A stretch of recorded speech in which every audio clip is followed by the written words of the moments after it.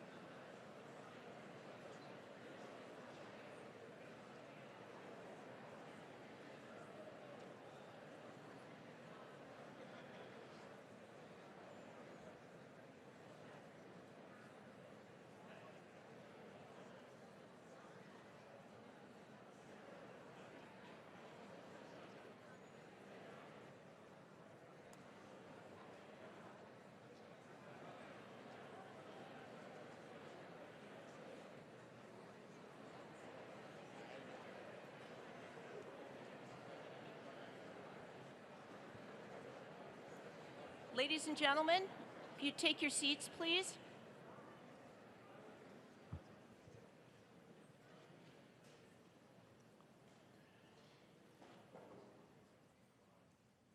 My name is Janet Brown. I'm Executive Director of the Commission on Presidential Debates. I'd like to welcome you to the second presidential debate of 2016 here at Washington University in St. Louis, an historic fifth for this campus and a treasured homecoming for the Commission on Presidential Debates. 5 days ago, this set and this crew were in Farmville, Virginia. Everything that you see tonight has been moved here from the vice presidential debate, set up, tested, rehearsed, beautified in that short time span. I hope those of you in the audience here at Washington University will look at your programs and study those names that are listed there under the production crew. They are without peer in terms of all of the aspects of this extremely complicated production that will be carried for 90 minutes live, nationally and internationally. The audio, lighting, set, and logistical team that does this are absolutely extraordinary. There are a lot of people to thank for what has happened here tonight, and I would like to start by introducing the co-chairman of the commission, Mike McCurry and Frank Fahrenkopf.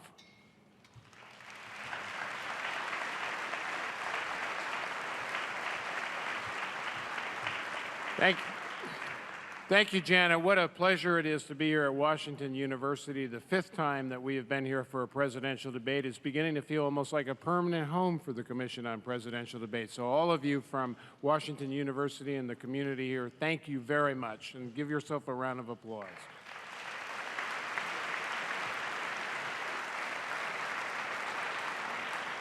The nonpartisan Commission on Presidential Debates began in 1987 with the leadership of my co-chair, Frank Fahrenkopf, who's here tonight, and my predecessor, Paul G. Kirk, Jr. And they did an extraordinary thing. They actually decided that presidential debates ought to be institutionalized and the American people ought to expect that they would happen and that the candidates would participate. And we've been able to do that. We've been able to do that with the assistance of 14 incredible members of our commission, distinguished leaders who join me and Frank.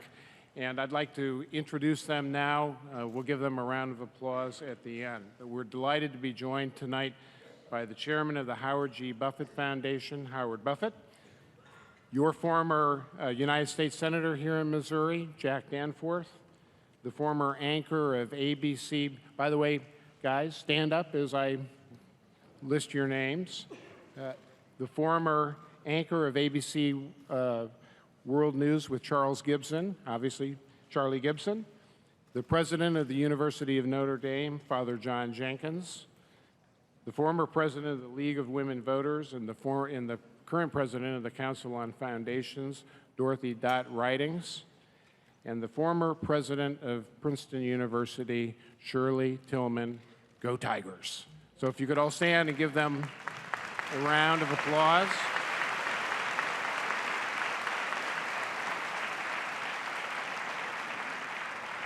One of the things our commission is responsible for doing is designing the format.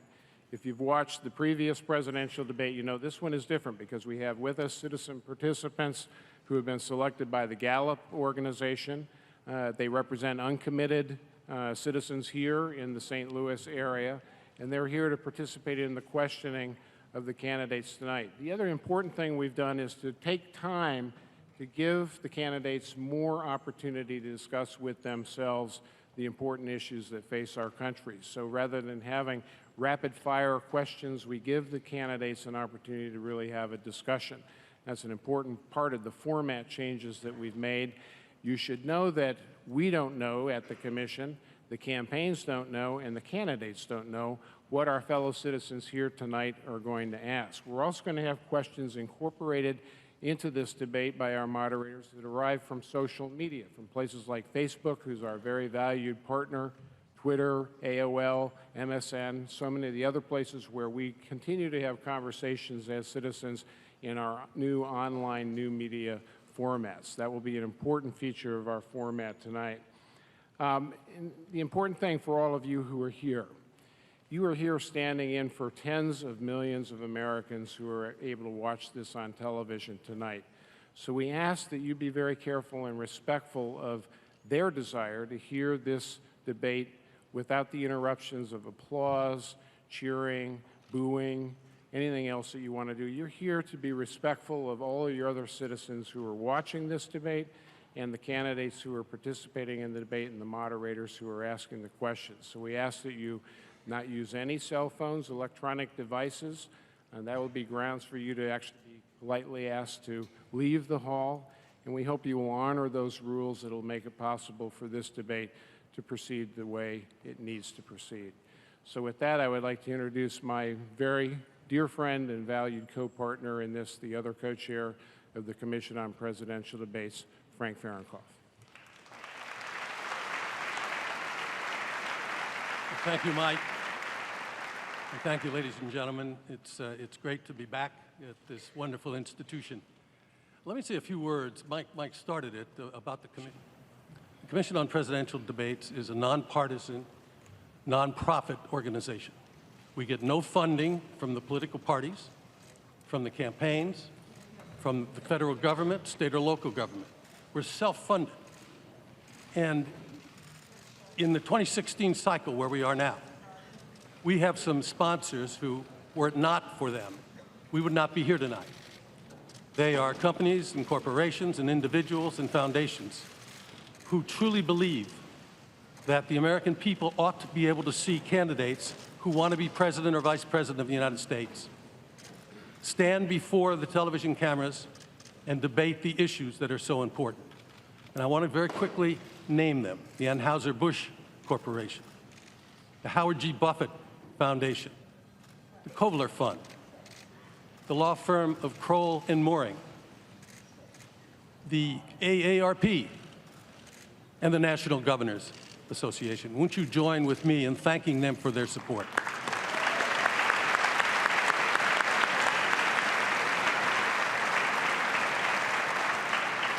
Now, Mike talked about the social media platforms. Now, most of us in this room, other than students, grew up getting the news of the day of our nation and politics by reading the newspaper, by reading magazines, and by watching the nightly news. That's no longer the case with a very large number of people in our country, particularly the millennials. And so, as Mike said, we've been working with the social network platforms very, very closely for the last 4 years. And what's happened is, going into this debate tonight, Anderson Cooper and Martha Raddatz have received from those social network platforms the views of the platform participants as to what they think the issues are that are important, and hopefully those issues will be presented in the questions that come from the moderators, in addition to the questions that are going to come from these ladies and gentlemen who are behind us.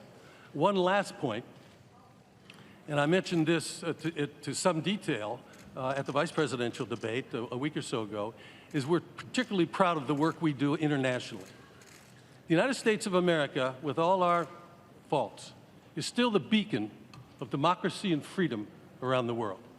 And we've been working for the last 20 years with nations around the world, particularly emerging democracies, who are amazed that tonight citizens of the St. Louis area are going to have an opportunity to ask questions of the next president of the United States. Amazing. And so we have worked with those 35 nations, and they've created their own CPDs and are doing work.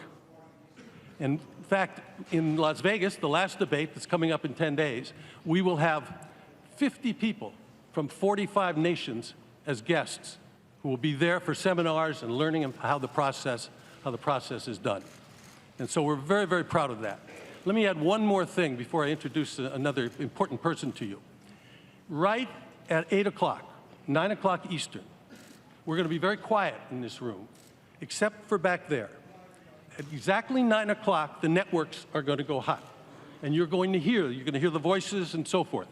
You can sit quietly. It'll be about 3 minutes later that we will go live on the debate, and they'll stop what they're doing. But so just so you don't upset with the noise that you're going to hear.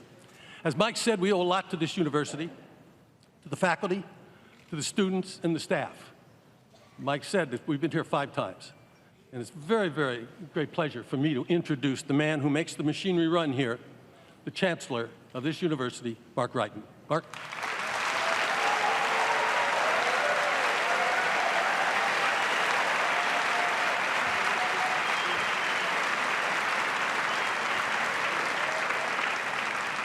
Good evening and welcome to Washington University in St. Louis. It's a real pleasure to be here, and I appreciate very much the confidence that has been placed in us by the Commission on Presidential Debates. We at Washington University care deeply about the student experience. This debate has offered the opportunity for many students to be engaged, to learn about the issues, to be involved in voter registration. I'm proud that more than 3,000 students have been registered to vote and encouraged to participate in this very important election. We at Washington University are involved in education, research, patient care, and community service. Through this work, we are enhancing the quality of life for all. Indeed, in this era, our overarching goal is to enhance our leadership today to benefit America and the world tomorrow. We're doing this by advancing human health. We have premier researchers addressing Alzheimer's disease. We've developed the 3rd largest cancer center in the United States, the Alvin J. Siteman Cancer Center. We're advancing work in genetics and genomics to pursue personalized precision medicine. And we're advancing innovation and entrepreneurship. St. Louis, in case you haven't noticed, is now one of the startup cities of America. Finally, through our work, we're preparing future leaders.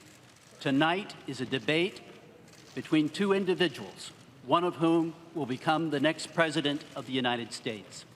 We at Washington University have the very best students, and I'm grateful that our Student Union President is here this evening.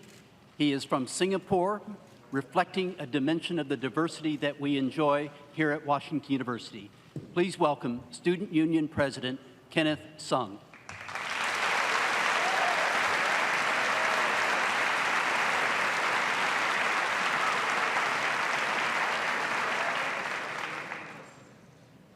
Good evening, and welcome to Washington University in St. Louis. Long years ago, this nation was founded on a grand promise, later memorialized by President Lincoln. America will create a true government of the people, by the people, for the people. This great democratic experiment has since spread like wildfire to much of the world, sometimes raging, but more often smoldering, including to Singapore, my home. Today, too many democratic governments are being undermined by those who have a much different vision of the world, of their power, and of their responsibilities to their citizens. This debate provides a momentous occasion to show that while citizens may disagree fervently on issues, they agree that it is important to stay engaged in the democratic process if Lincoln's words have any meaning at all.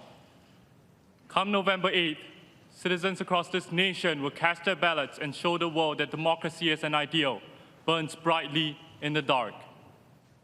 On behalf of the student body, I'm proud of Washington University for hosting this debate and for giving voice to the competing ideas at the core of democracy. Thank you.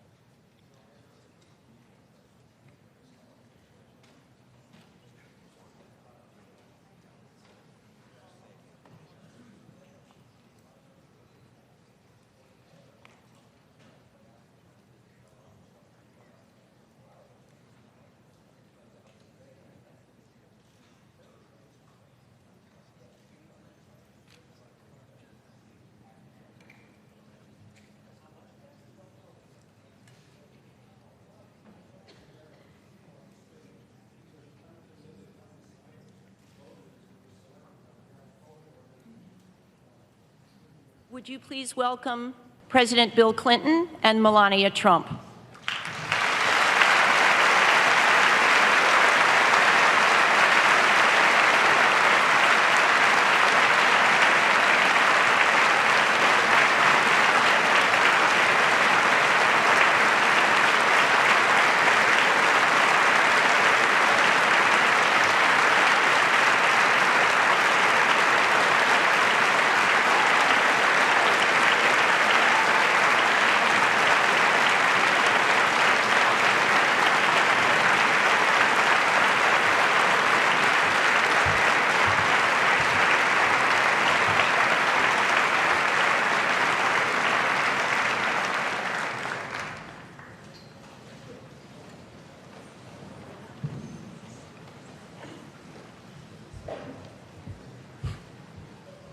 A big part of the responsibility for any debate rests on the shoulders of the moderators.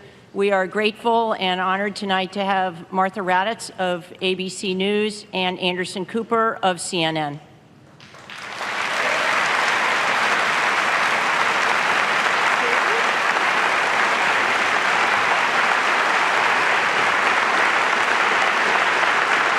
Thank you very much. Thank you very much. We're very honored to be here. I want to thank Washington University in St. Louis for hosting this debate, and also the Commission on Presidential Debates for sponsoring this. This is obviously a town hall format tonight. It's a chance for the Americans on this stage and thousands of people who have sent in questions online to ask questions directly to the candidates. And after they've asked their questions, they've promised to remain silent. And I know you've heard this before this evening, but no booing, outbursts, cheering of any kind. We want to keep this focused on the candidates and the people who are asking the questions here. We appreciate all your cooperation in advance, and we'll start shortly. Great to see you all.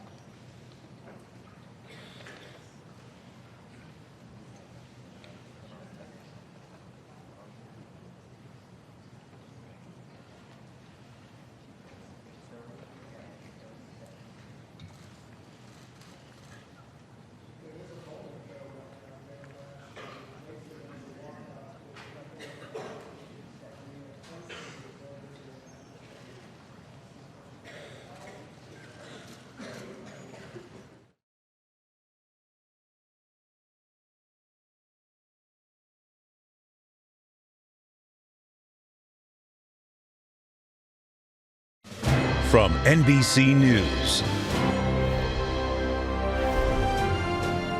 Decision 2016, the second presidential debate. Here now, Kate Snow.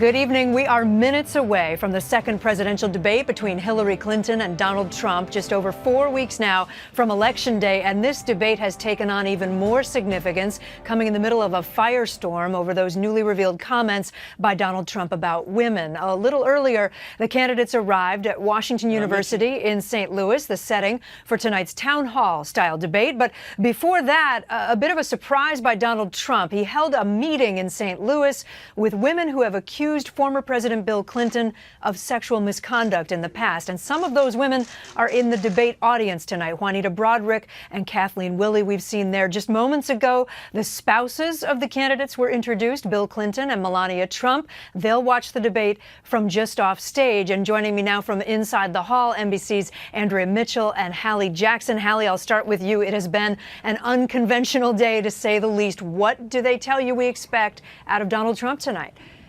Yeah, an unconventional 90 minutes, Kate. If there was any question about what Donald Trump would do tonight, that has been laid to rest at this point. The women in the debate hall just behind me now, you can see that Trump will likely go after Bill Clinton's past indiscretions, the former president, in the audience tonight, making for what will be an extraordinary moment after the worst 72 hours of Donald Trump's campaign. At this point, there are real question marks from Republicans outside the campaign as to how this will essentially play, whether it will backfire for Trump.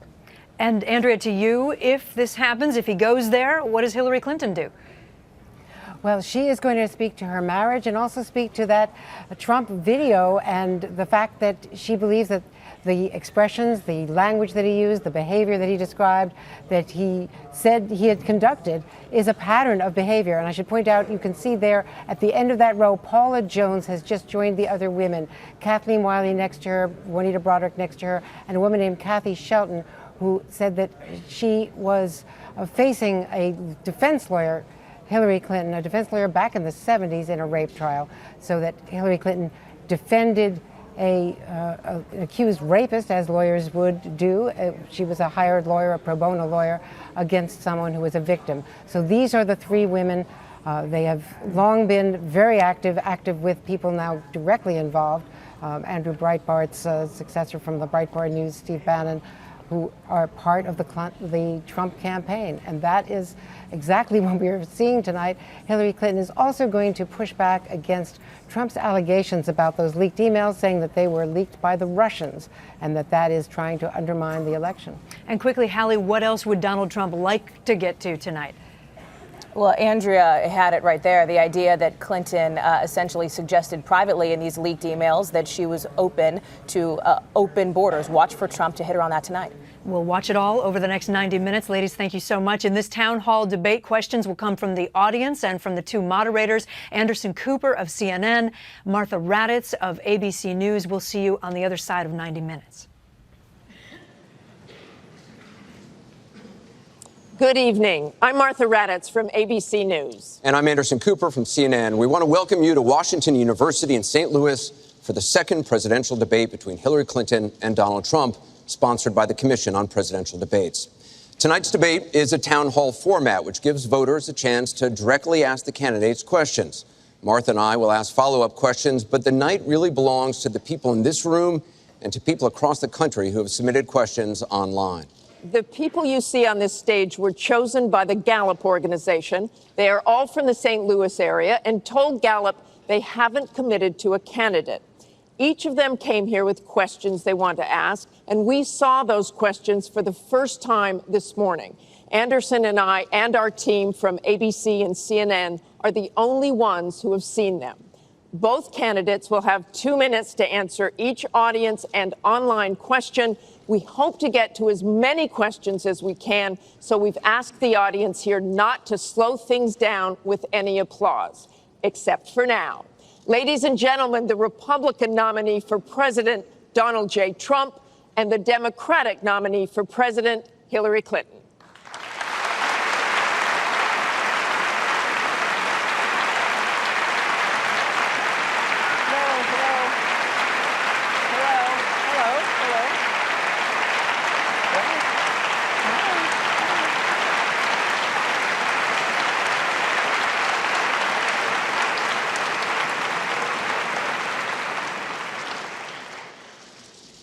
Thank you very much for being here. We're going to begin with a question from one of the members in our town hall. Each of you will have 2 minutes to respond to this question. Secretary Clinton, you won the coin toss, so you'll go first. Our first question comes from Patrice Brock. Patrice?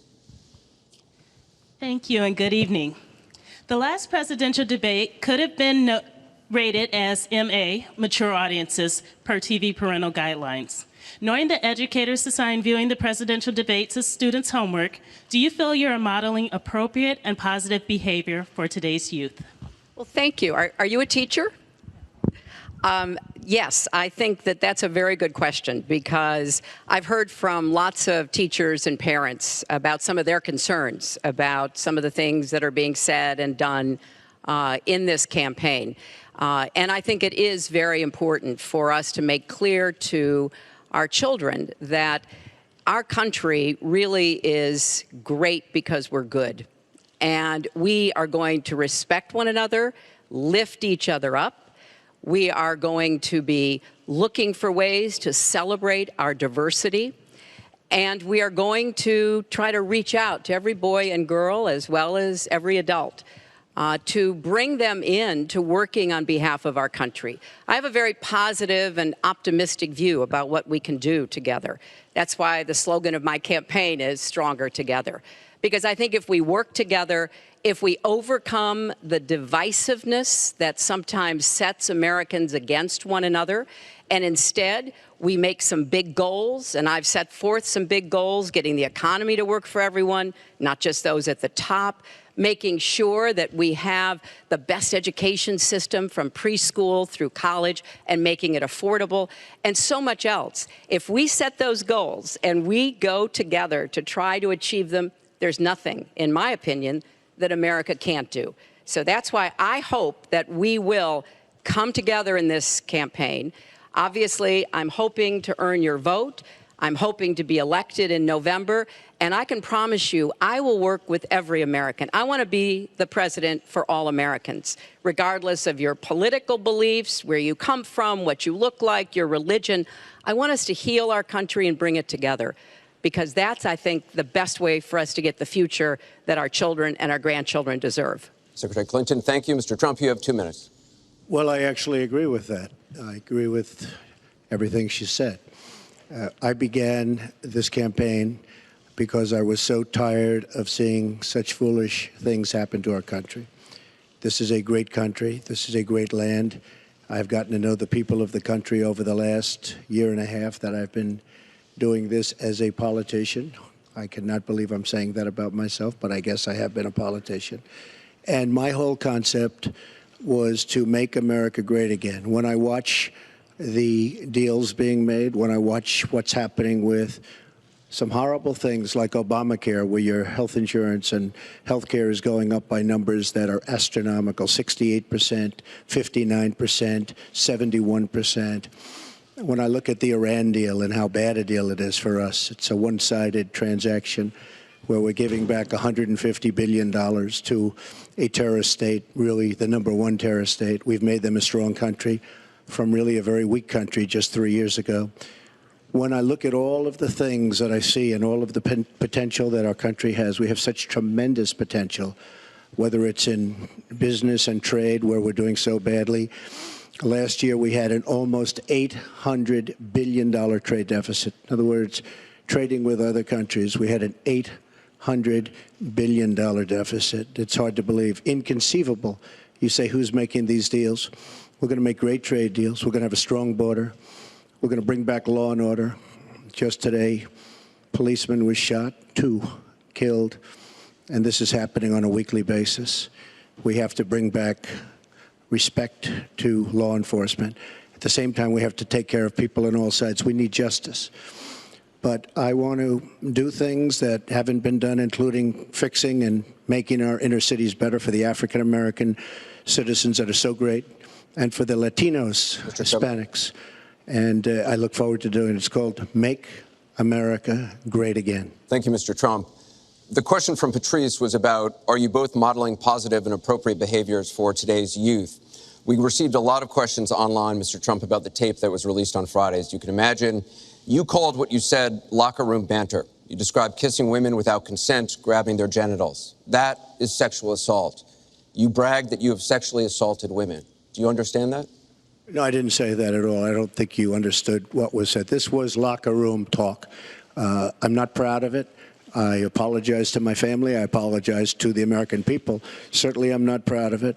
But this is locker room talk. You know, when we have a world where you have ISIS chopping off heads, where you have, and frankly, drowning people in steel cages, where you have wars and horrible, horrible sights all over, where you have so many bad things happening. This is like medieval times. We haven't seen anything like this, the carnage all over the world.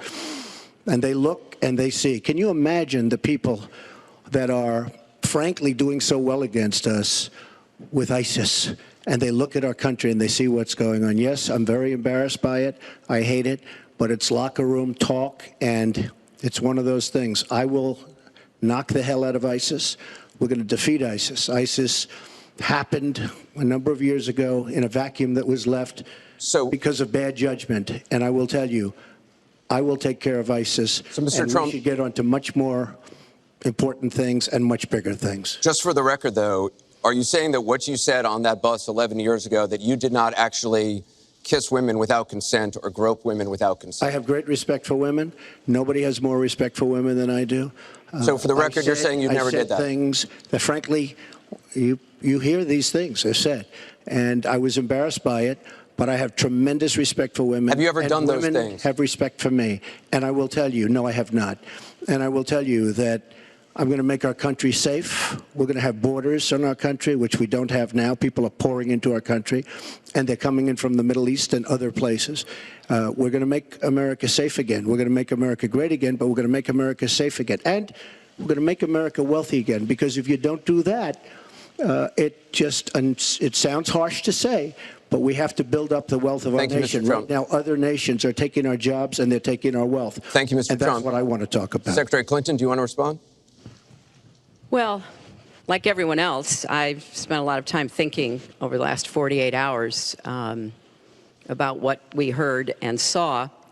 You know, with prior Republican nominees for president, I disagreed with them on politics, policies, principles, but I never questioned their fitness to serve. Donald Trump is different. I said starting back in June that he was not fit to be president and commander-in-chief. And many Republicans and independents have said the same thing. What we all saw and heard on Friday was Donald talking about women, what he thinks about women, what he does to women. And he has said that the video doesn't represent who he is, but I think it's clear to anyone who heard it that it represents exactly who he is, because we've seen this throughout the campaign. We have seen him insult women. We've seen him rate women on their appearance, ranking them from 1 to 10. We've seen him embarrass women on TV and on Twitter. We saw him after the first debate spend nearly a week denigrating a former Miss Universe in the harshest, most personal terms. So, yes, this is who Donald Trump is. But it's not only women, and it's not only this video that raises questions about his fitness to be our president, because he has also targeted immigrants, African Americans, Latinos, people with disabilities, POWs, Muslims, and so many others. So this is who Donald Trump is. And the question for us, the question our country must answer, is that this is not who we are. That's why, to go back to your question, I want to send a message, we all should, to every boy and girl, and indeed to the entire world, that America already is great, but we are great because we are good. And we will respect one another, and we will work with one another, and we will celebrate our diversity. These are very important values to me, because this is the America that I know and love. And I can pledge to you tonight that this is the America that I will serve if I'm so fortunate enough to become your president. And we want to get to some questions Well, am I from allowed to online. respond to that? I assume I am. Yes, you can respond to that. It's just words, folks. It's just words. Those words, I've been hearing them for many years. I heard them when they were running for the Senate in New York, where Hillary was going to bring back jobs to upstate New York, and she failed. I've heard them where Hillary is constantly talking about the inner cities of our country, which are a disaster, education-wise, job-wise, safety-wise, in every way possible. I'm going to help the African Americans. I'm going to help the Latinos, Hispanics. I am going to help the inner cities. She's done a terrible job for the African Americans. She wants their vote, and she does nothing, and then she comes back 4 years later. We saw that firsthand when she was a United States Senator. She campaigned where the primary part of her campaign. I want to get to audience questions and online questions. So she's allowed to do that, but I'm not allowed to respond. You're going to get to Sounds fair. respond right now. That sounds fair. This tape is generating intense interest. In just 48 hours, it's become the single most talked about story of the entire 2016 election on Facebook, with millions and millions of people discussing it on the social network. As we said a moment ago, we do want to bring in questions from voters around the country via social media, and our first stays on this topic. Jeff from Ohio asks on Facebook, Trump says the campaign has changed him. When did that happen? So, Mr. Trump, let me add to that. When you walked off that bus at age 59, were you a different man, or did that behavior continue until just recently? And you have 2 minutes for this. As I told you, that was locker room talk. I'm not proud of it. I am a person who has great respect for people, for my family, for the people of this country, and certainly I'm not proud of it. But that was something that happened. If you look at Bill Clinton, far worse, minor words, and his was action. His was what he's done to women. There's never been anybody in the history of politics in this nation that's been so abusive to women. So you can say any way you want to say it, but Bill Clinton was abusive to women. Hillary Clinton attacked those same women and attacked them viciously. 4 of them are here tonight. One of the women, who is a wonderful woman, at 12 years old, was raped at 12. Her client, she represented, got him off, and she's seen laughing on 2 separate occasions, laughing at the girl who was raped. Kathy Shelton, that young woman, is here with us tonight. So don't tell me about words. I apologize for those words. But it is things that people say. But what President Clinton did, he was impeached. He lost his license to practice law. He had to pay an $850,000 fine to one of the women, Paula Jones, who's also here tonight. And I will tell you that when Hillary brings up a point like that, and she talks about words that I said 11 years ago, I think it's disgraceful, and I think she should be ashamed of herself, if you want to know the truth. Can we please hold the applause? Secretary Clinton, you have 2 minutes. Well, first, let me start by saying that so much of what he's just said is not right, but he gets to run his campaign any way he chooses. He gets to decide what he wants to talk about. Instead of answering people's questions, talking about our agenda, laying out the plans that we have that we think can make a better life and a better country, that's his choice. When I hear something like that, I am reminded of what my friend Michelle Obama advised us all. When they go low, you go high. And look, if this were just about one video, maybe what he's saying tonight would be understandable. But everyone can draw their own conclusions at this point about whether or not the man in the video or the man on the stage respects women. But he never apologizes for anything to anyone.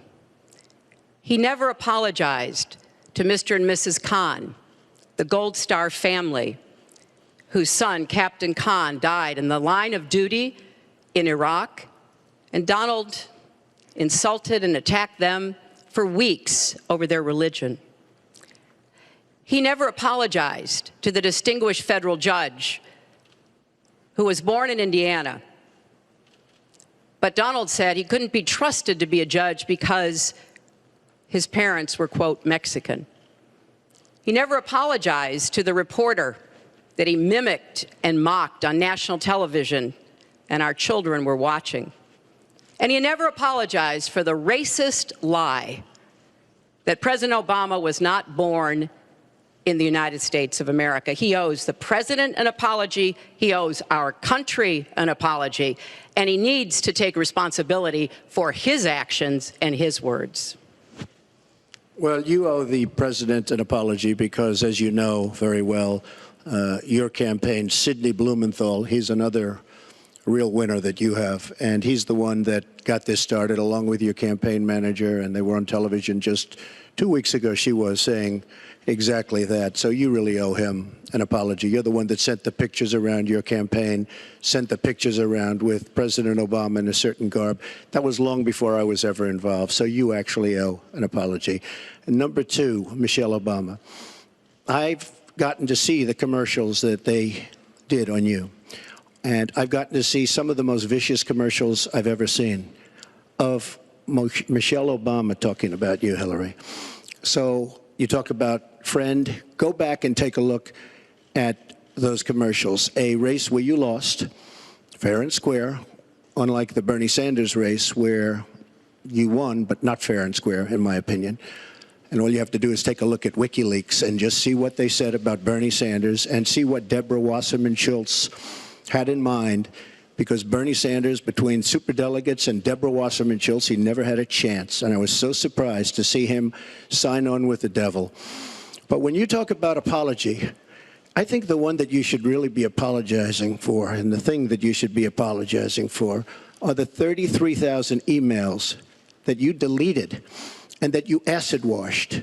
And then the 2 boxes of emails and other things last week that were taken from an office and are now missing. And I'll tell you what, I didn't think I'd say this, but I'm going to say it. And I hate to say it. But if I win, I am going to instruct my Attorney General to get a special prosecutor to look into your situation, because there has never been so many lies, so much deception. There has never been anything like it. And we're going to have a special prosecutor. When I speak, I go out and speak. The people of this country are furious. In my opinion, the people that have been long-term workers at the FBI are furious. There has never been anything like this where emails and you get a subpoena, and after getting the subpoena, you delete 33,000 emails. And then you acid wash them or bleach them, as you would say, a very expensive process. So we're going to get a special prosecutor, and we're going to look into it, because you know what?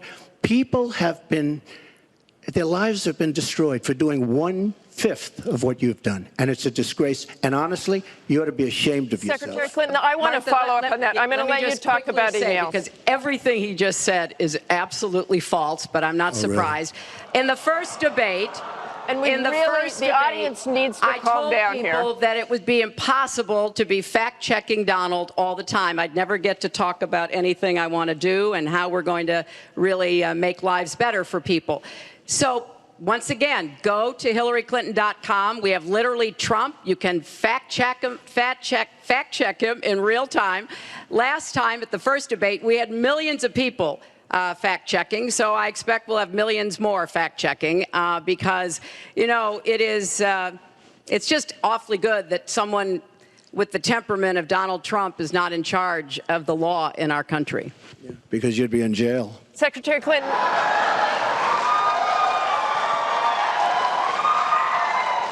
We want to remind the audience to please not talk out loud. Please do not applaud. You're just wasting time. And Secretary Clinton, I do want to follow up on emails. You've said your handling of your emails was a mistake. You disagreed with FBI Director James Comey, calling your handling of classified information, quote, extremely careless. The FBI said that there were 110 classified emails that were exchanged, 8 of which were top secret, and that it was possible hostile actors did gain access to those emails. You don't call that extremely careless? Well, Martha, first let me say, and I've said it before, but I'll repeat it because I want everyone to hear it, that was a mistake, and I take responsibility for using a personal email account. Obviously, if I were to do it over again, I would not. I'm not making any excuses. It was a mistake, and I am very sorry about that. But I think it's also important to point out where there are some misleading accusations from critics and others. After a year-long investigation, there is no evidence that anyone hacked the server I was using, and there is no evidence that anyone can point to at all, anyone who says otherwise has no basis, that any classified material ended up in the wrong hands. I take classified materials very seriously, and always have. When I was on the Senate Armed Services Committee, I was privy to a lot of classified material. Obviously, as Secretary of State, I had some of the most important secrets that we possess, such as going after bin Laden. So I am very committed to taking classified information seriously. And as I said, there is no evidence that any classified information ended up in the wrong hands. Okay, we're going to move on. And yet, she didn't know the letter C on a document, right? She didn't even know what that letter meant. You know, it's amazing. I'm watching Hillary go over facts, and she's going after fact after fact, and she's lying again because she said what she did with the emails was fine. You think it was fine to delete 33,000 emails? I don't think so. She said the 33,000 emails had to do with her daughter's wedding, number one, and a yoga class. Well, maybe we'll give 3 or 4 or 5 or something. 33,000 emails deleted. And now she's saying there wasn't anything wrong. And more importantly, that was after getting a subpoena. That wasn't before. That was after. She got it from the United States Congress. And I'll be honest, I am so disappointed in congressmen, including Republicans, for allowing this to happen. Our Justice Department, where her husband goes onto the back of an airplane for 39 minutes, talks to the Attorney General days before a ruling is going to be made on her case.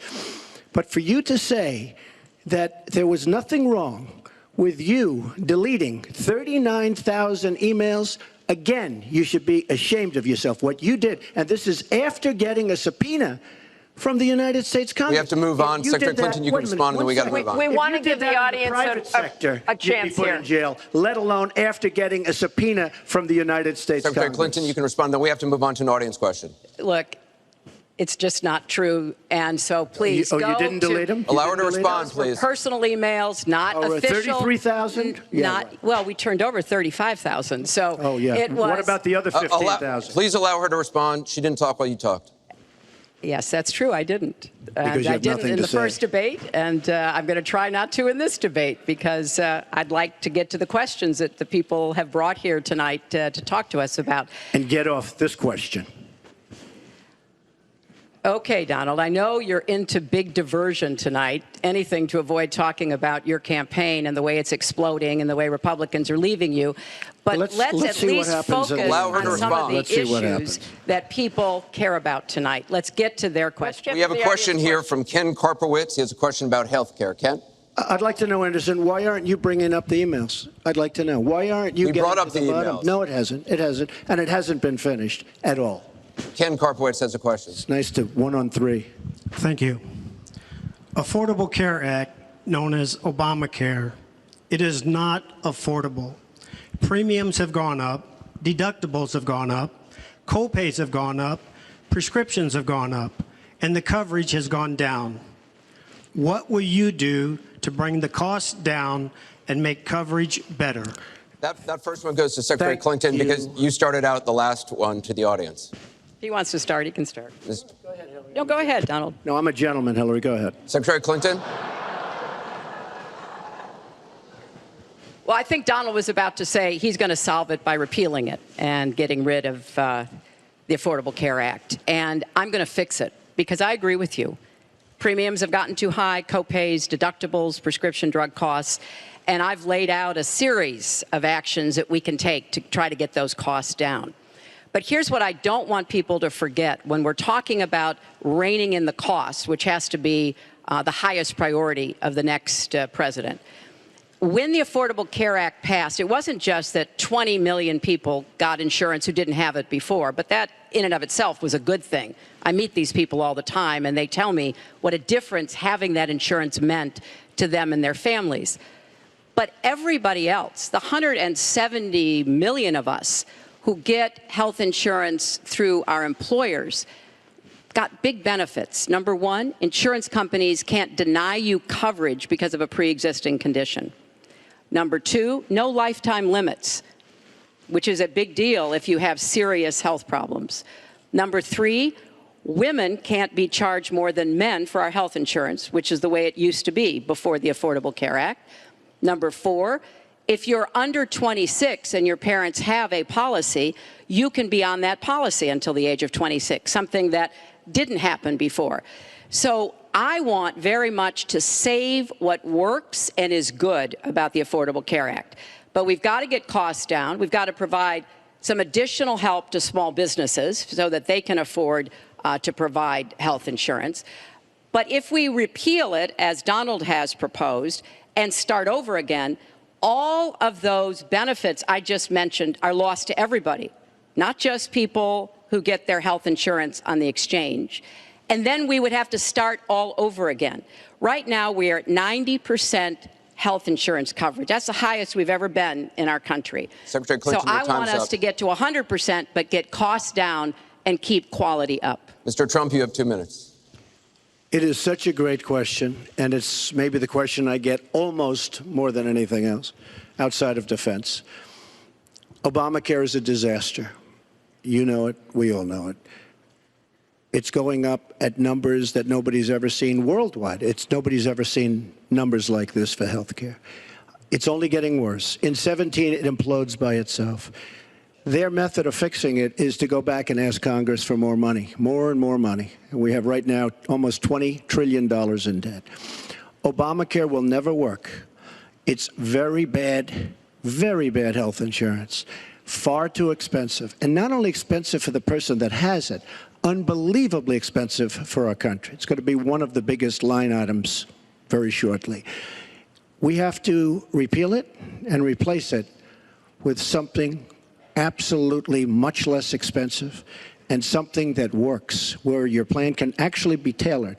We have to get rid of the lines around the state, artificial lines, where we stop insurance companies from coming in and competing because they wanted, President Obama and whoever was working on it, they want to leave those lines because that gives the insurance companies essentially monopolies. We want competition. You will have the finest health care plan there is. She wants to go to a single-payer plan, which would be a disaster, somewhat similar to Canada. And if you ever notice, the Canadians, when they need a big operation, when something happens, they come into the United States in many cases because their system is so slow.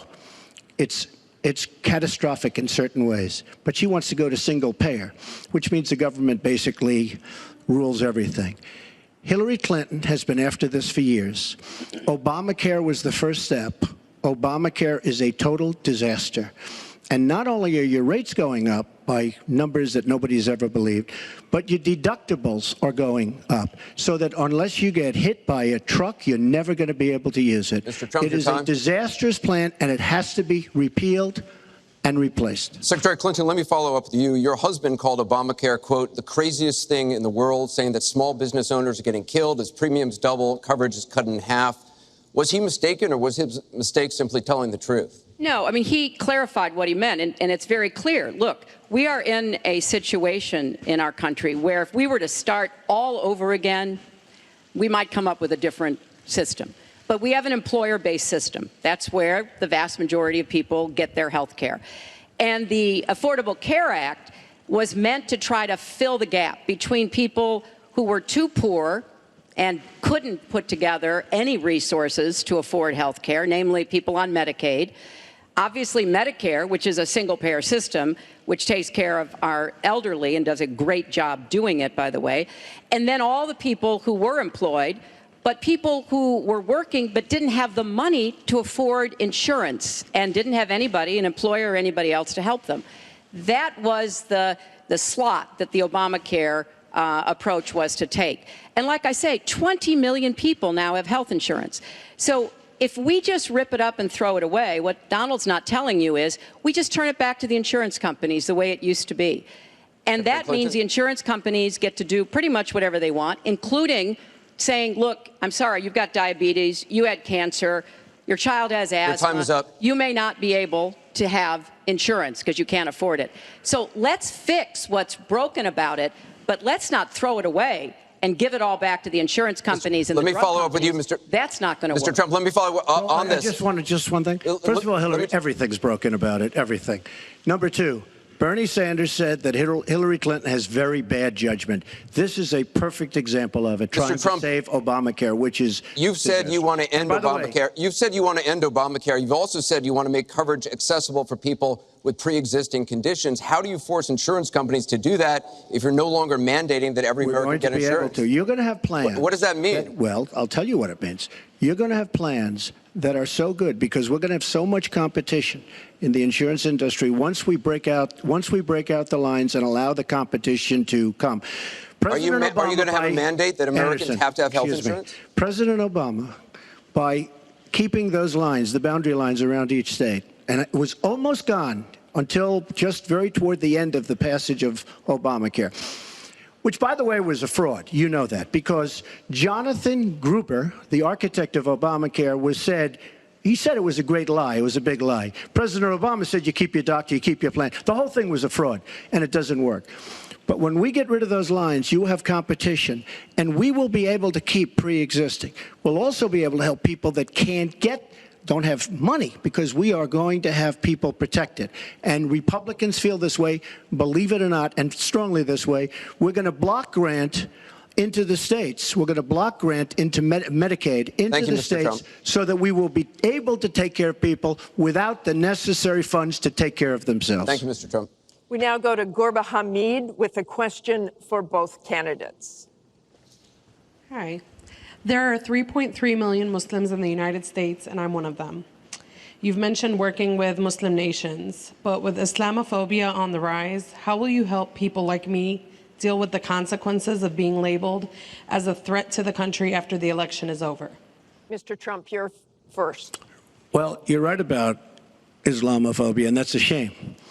But one thing we have to do is we have to make sure that, because there is a problem. I mean, whether we like it or not, and we can be very politically correct, but whether we like it or not, there is a problem. And we have to be sure that Muslims come in and report when they see something going on. When they see hatred going on, they have to report it. As an example, in San Bernardino, many people saw the bombs all over the apartment of the two people that killed 14 and wounded many, many people, horribly wounded. They'll never be the same. Muslims have to report the problems when they see them. And, you know, there's always a reason for everything. If they don't do that, it's a very difficult situation for our country. Because you look at Orlando, and you look at San Bernardino, and you look at the World Trade Center, go outside, you look at Paris, look at that horrible, these are radical Islamic terrorists. And she won't even mention the word, and nor will President Obama. He won't use the term radical Islamic terrorism. Now, to solve a problem, you have to be able to state what the problem is, or at least say the name. She won't say the name, and President Obama won't say the name, but the name is there. It's radical Islamic terror. And before you solve it, you have to say the name. Secretary Clinton.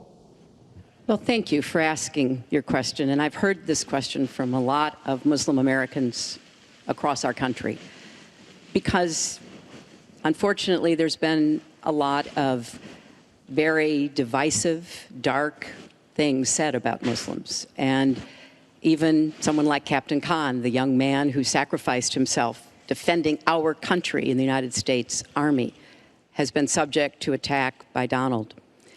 I want to say just a couple of things. First, we've had Muslims in America since George Washington. And we've had many successful Muslims. We just lost a particularly well-known one with Muhammad Ali.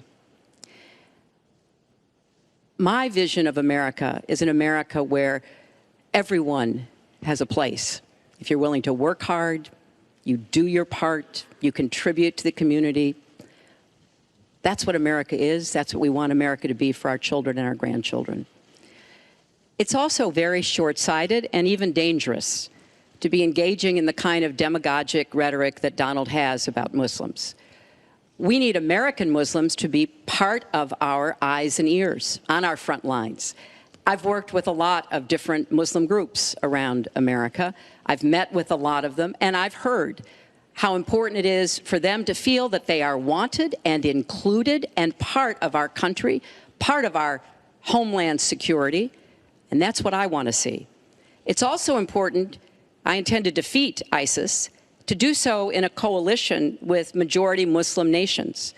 Right now, a lot of those nations are hearing what Donald says and wondering, why should we cooperate with the Americans? And this is a gift to ISIS and the terrorists, violent jihadist terrorists. We are not at war with Islam, and it is a mistake, and it plays into the hands of the terrorists to act as though we are.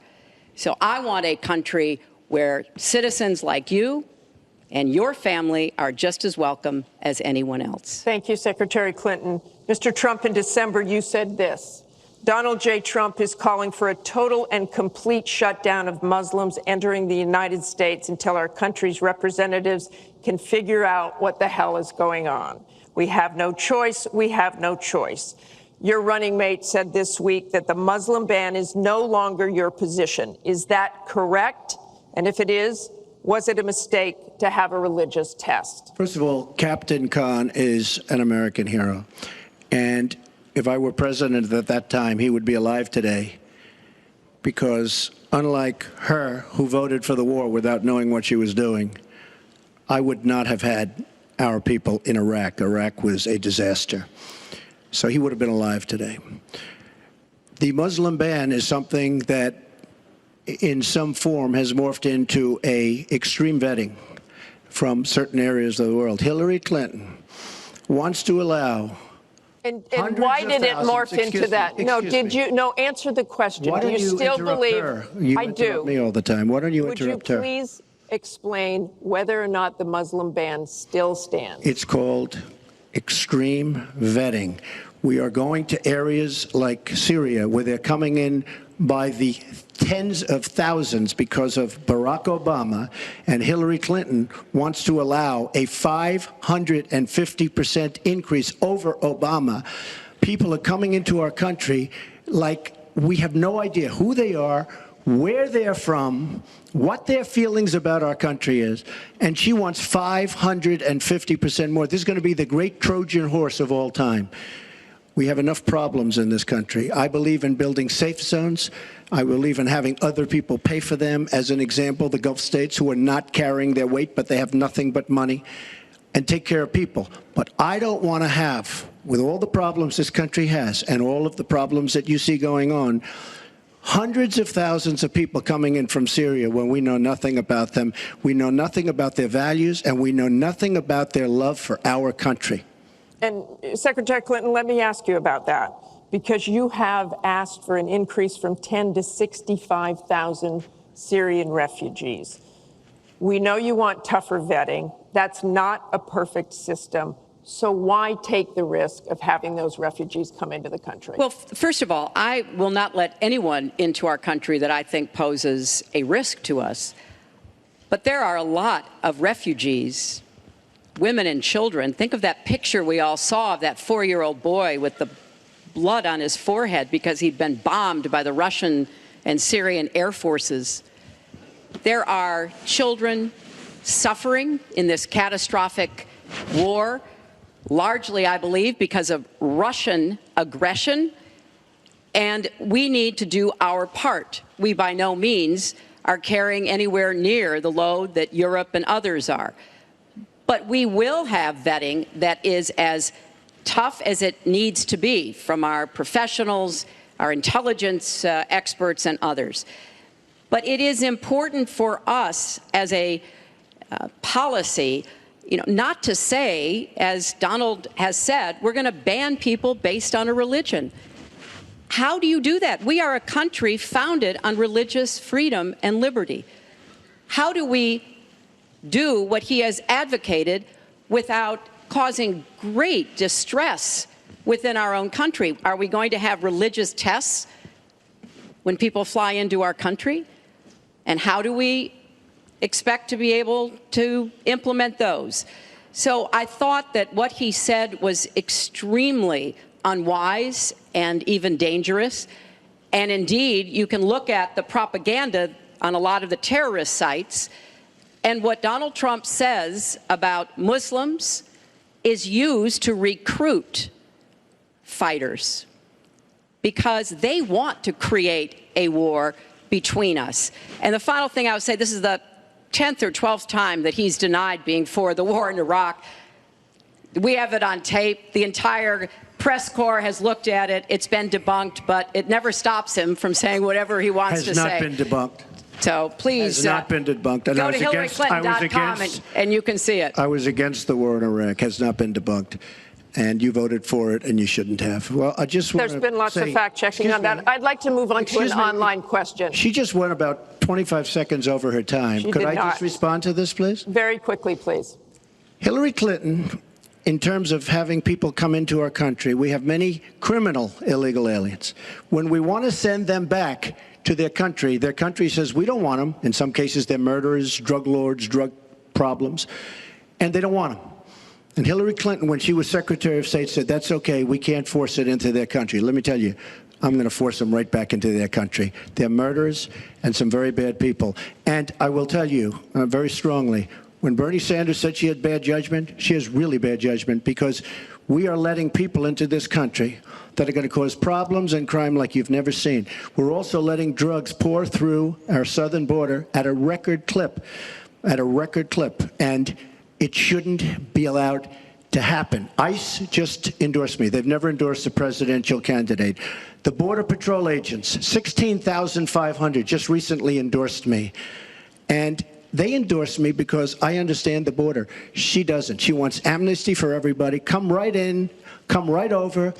It's a horrible thing she's doing. She's got bad judgment, and honestly, so bad that she should never be president of the United States. That I can tell you. Thank you, Mr. Trump. I want to move on. This next question comes from the public through the Bipartisan Open Debate Coalition's online forum, where Americans submitted questions that generated millions of votes. This question involves WikiLeaks' release of purported excerpts of Secretary Clinton's paid speeches, which she has refused to release, and one line in particular in which you, Secretary Clinton, purportedly say you need both a public and private position on certain issues. So, two from Virginia asks, is it okay for politicians to be two-faced? Is it acceptable for a politician to have a private stance on issues? Secretary Clinton, well, your 2 minutes. Right. As I recall, that was something I said about Abraham Lincoln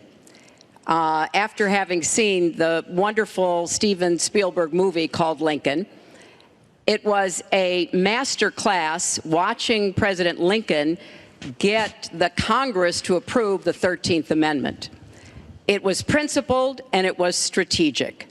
And I was making the point that it is hard sometimes to get the Congress to do what you want to do, and you have to keep working at it.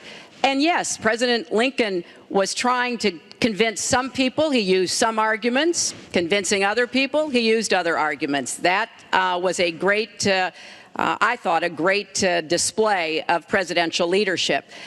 But, you know, let's talk about what's really going on here, Martha, because our intelligence community just came out and said in the last few days that the Kremlin, meaning Putin and the Russian government, are directing the attacks, the hacking on American accounts to influence our election.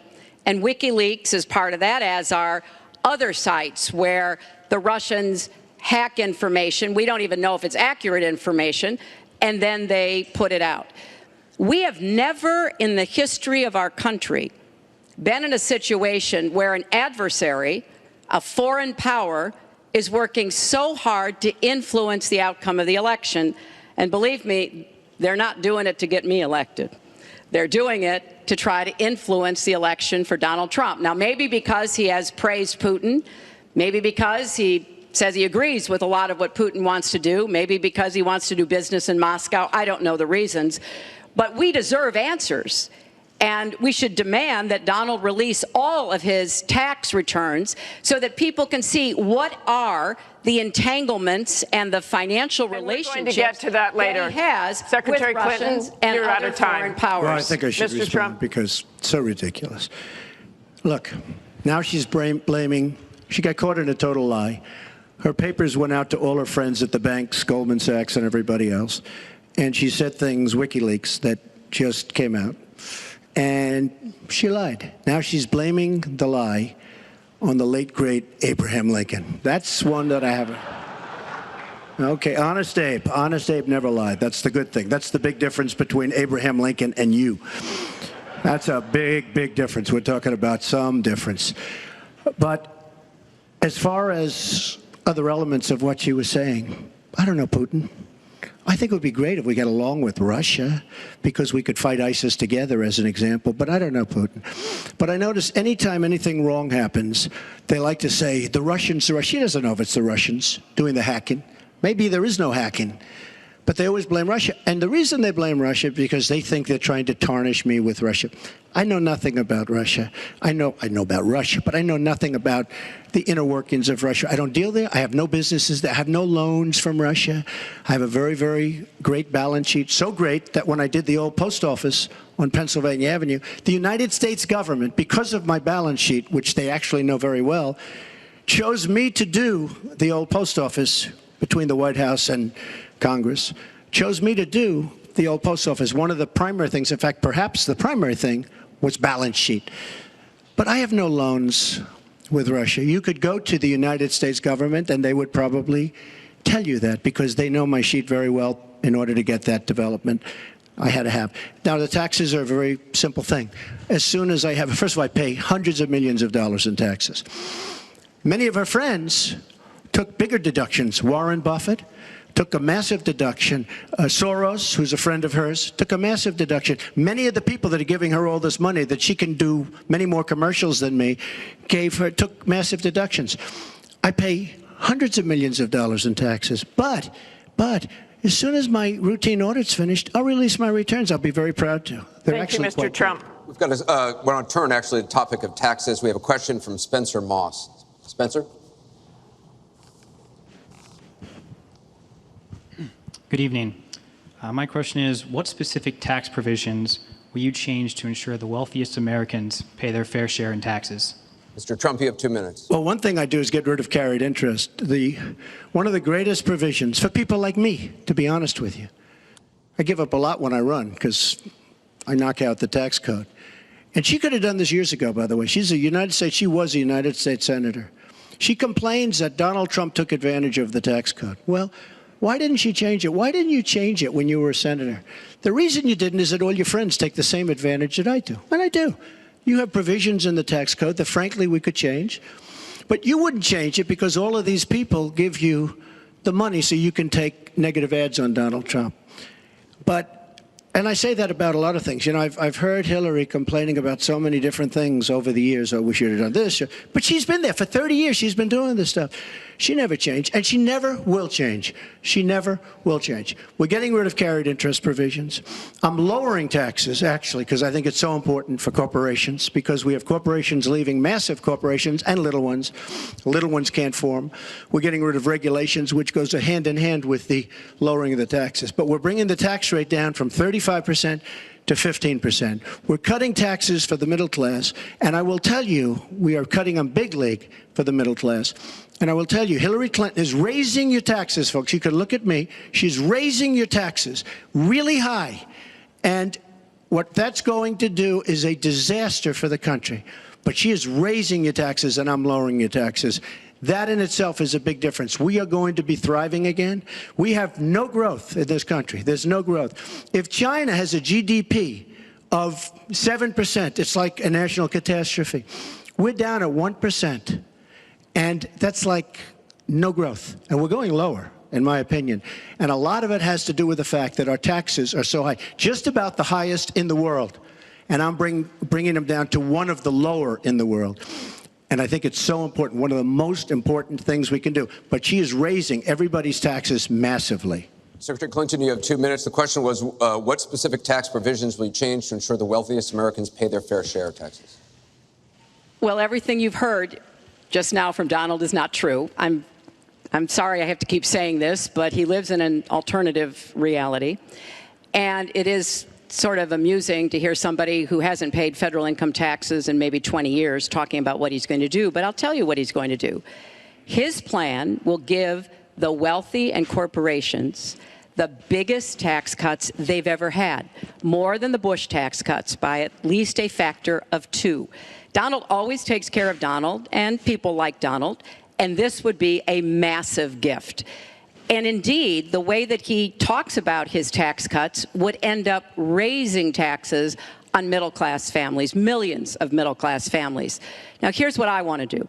I have said nobody who makes less than $250,000 a year, and that's the vast majority of Americans, as you know, will have their taxes raised, because I think we've got to go where the money is. And the money is with people who've taken advantage of every single break in the tax code. And yes, when I was a senator, I did vote to close corporate loopholes. I voted to close, I think, one of the loopholes he took advantage of when he claimed $1 billion loss that enabled him to avoid paying taxes.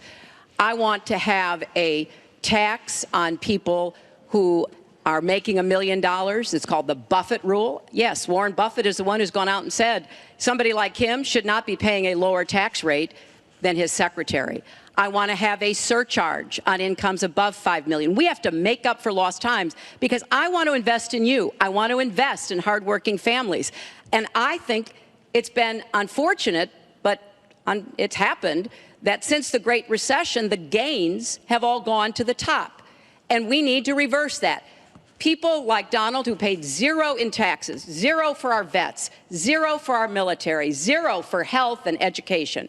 That is wrong. Thank you, and we're Secretary. going to make sure that nobody, no corporation and no individual can get away without paying his fair share to support our country. Mr. Trump, I want to give you the chance to respond. I just want to tell our viewers what she's referring to. In the last month, taxes were the #1 issue on Facebook for the first time in the campaign.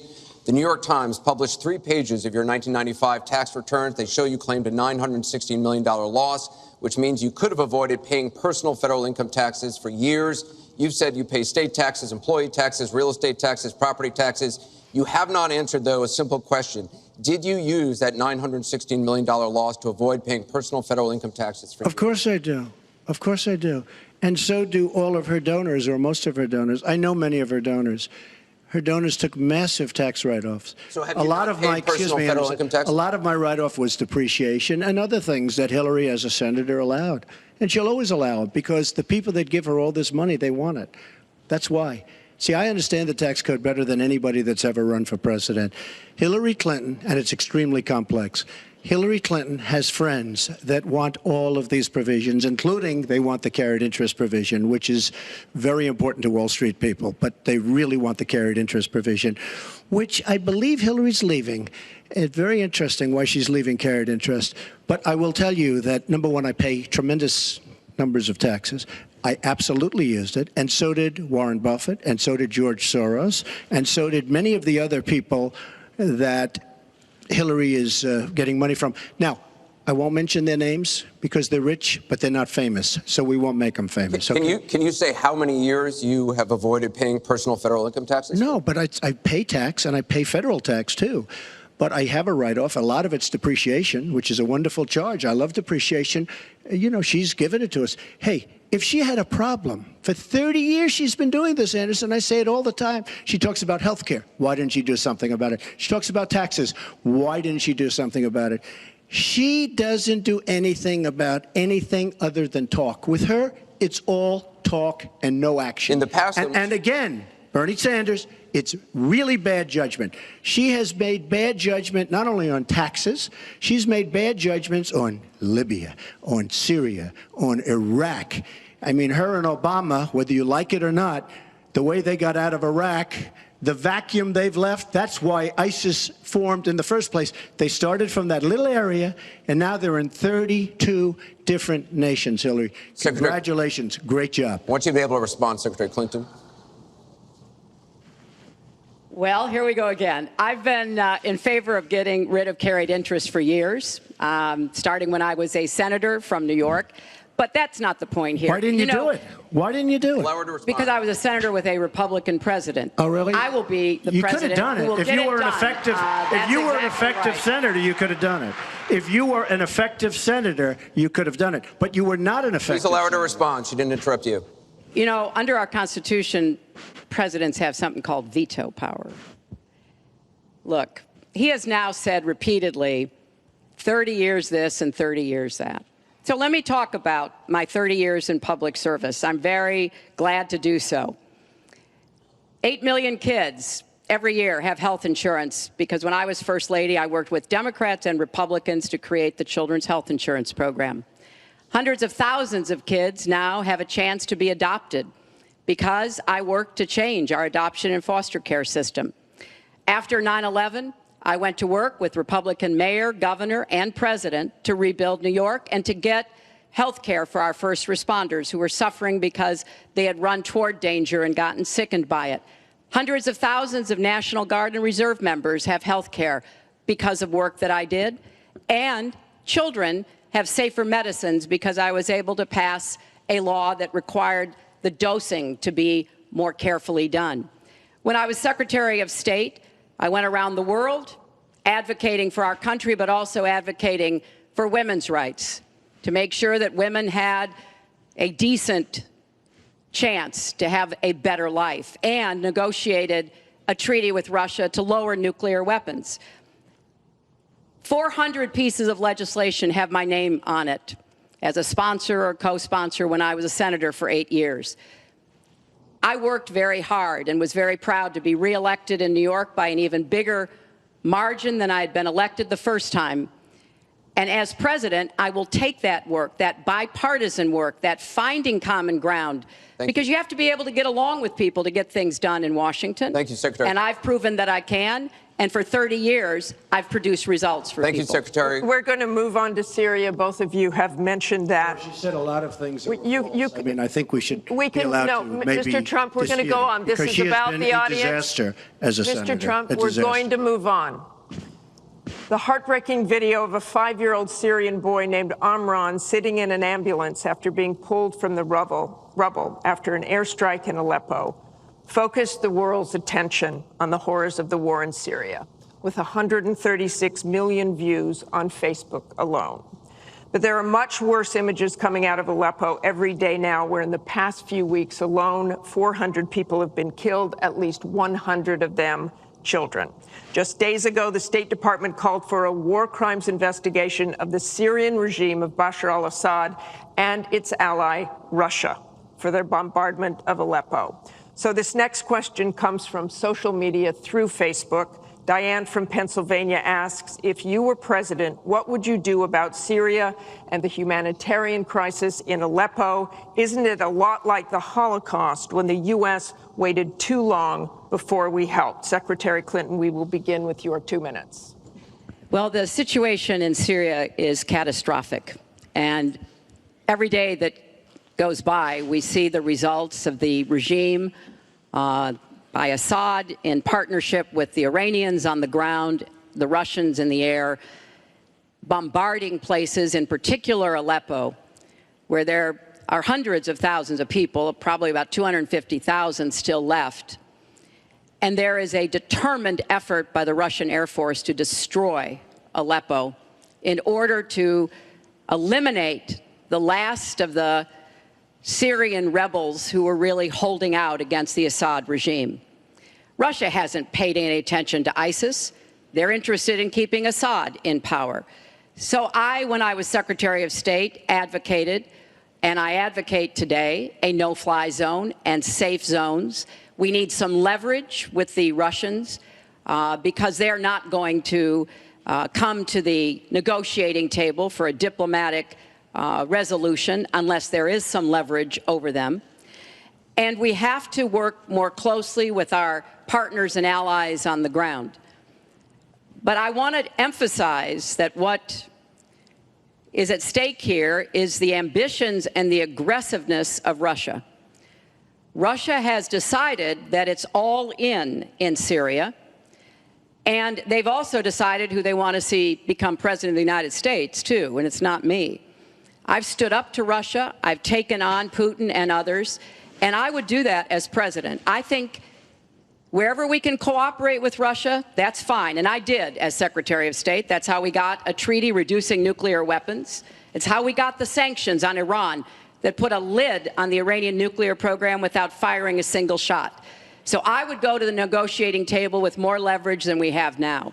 But I do support the effort to investigate for crimes, war crimes committed by the Syrians and the Russians and try to hold them accountable. Thank you, Secretary Clinton. First of all, Mr. she Trump. was there as Secretary of State with the so-called line in the sand, which... No, I wasn't. I was gone. I hate to interrupt you, but you at were in some contact, point, excuse me. At some point, we need to do You were in some total fact-checking contact here. with the White House. And perhaps, sadly, Obama probably still listened to you. I don't think he'd be listening to you very much anymore. Obama draws the line in the sand. It was laughed at all over the world what happened. Now, with that being said, she talks tough against Russia. But our nuclear program has fallen way behind, and they've gone wild with their nuclear program. Not good. Our government shouldn't have allowed that to happen. Russia is new in terms of nuclear. We are old, we're tired, we're exhausted in terms of nuclear. A very bad thing. Now, she talks tough. She talks really tough against Putin and against Assad.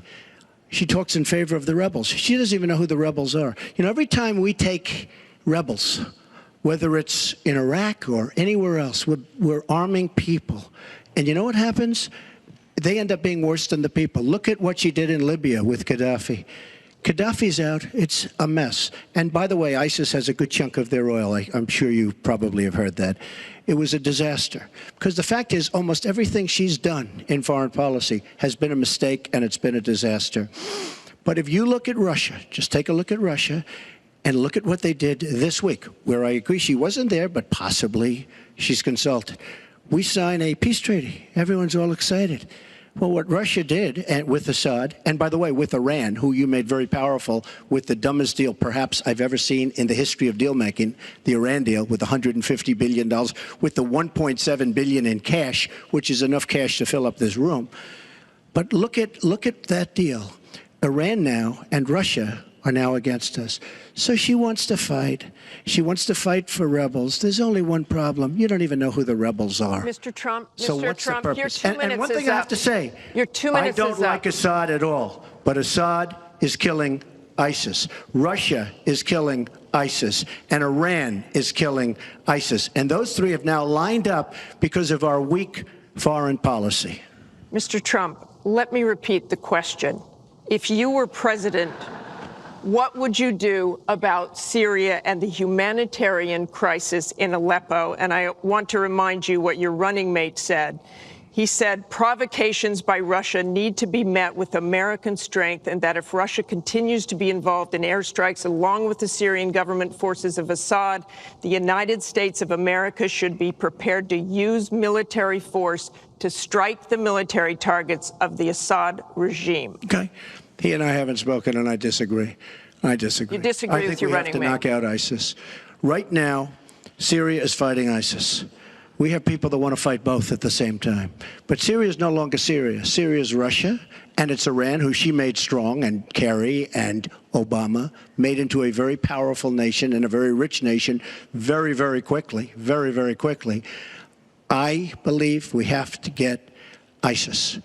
We have to worry about ISIS before we can get too much more involved. She had a chance to do something with Syria. They had a chance, and that was the line. What do you think And will she happen if Aleppo falls? I think Aleppo is a disaster humanitarian-wise. What do you think will happen if it falls? I think that it basically has fallen, okay? It basically has fallen. Let me tell you something. You take a look at Mosul. The biggest problem I have with the stupidity of our foreign policy. We have Mosul. They think a lot of the ISIS leaders are in Mosul. So we have announcements coming out of Washington and coming out of Iraq. We will be attacking Mosul in 3 weeks or 4 weeks. Well, all of these bad leaders from ISIS are leaving Mosul. Why can't they do it quietly? Why can't they do the attack, make it a sneak attack, and after the attack is made, inform the American public that we've knocked out the leaders, we've had a tremendous success. People leave. Why do they have to say we're going to be attacking Mosul within the next 4 to 6 weeks, which is what they're saying? How stupid is our country? There are sometimes reasons the military does that. Psychological warfare. I can't think of any. I can't think of any. It might be to help get civilians out. And we have, look, I have 200 generals and admirals who endorse me. I have 21 Congressional Medal of Honor recipients who endorse me. We talk about it all the time. They understand. Why can't they do something secretively where they go in and they knock out the leadership? Why would these people stay there? I've been reading now for weeks. Tell me what your strategy I've been reading now is. for weeks about Mosul, that it's the harbor of where, between Raqqa and Mosul. This is where they think the ISIS leaders are. Why would they be staying? They're not staying there anymore. They're gone.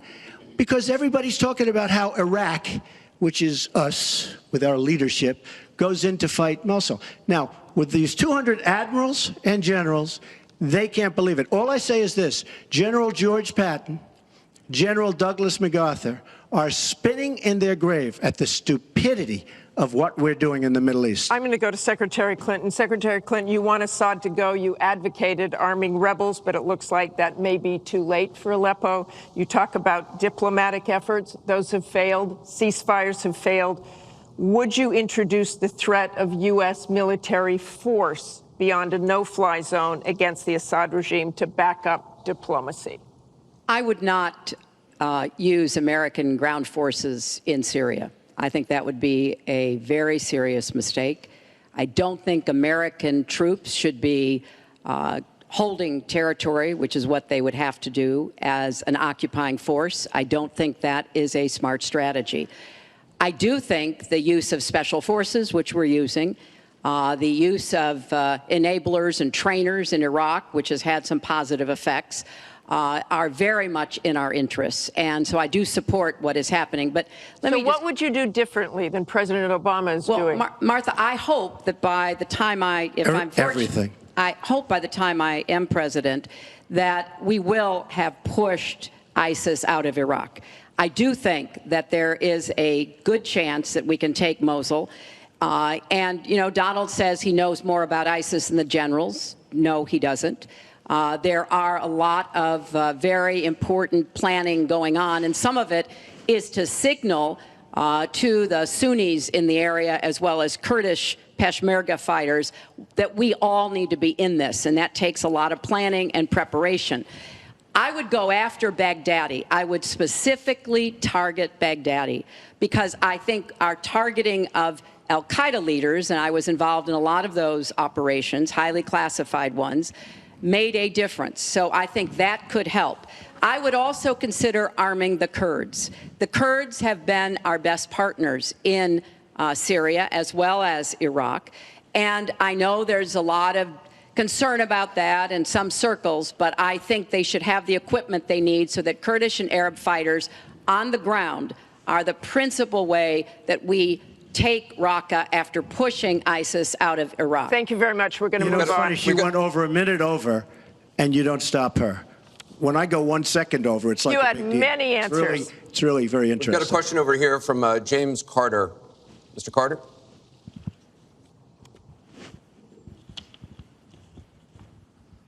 My question is, do you believe you can be a devoted president to all the people in the United States? That question begins for Mr. Trump.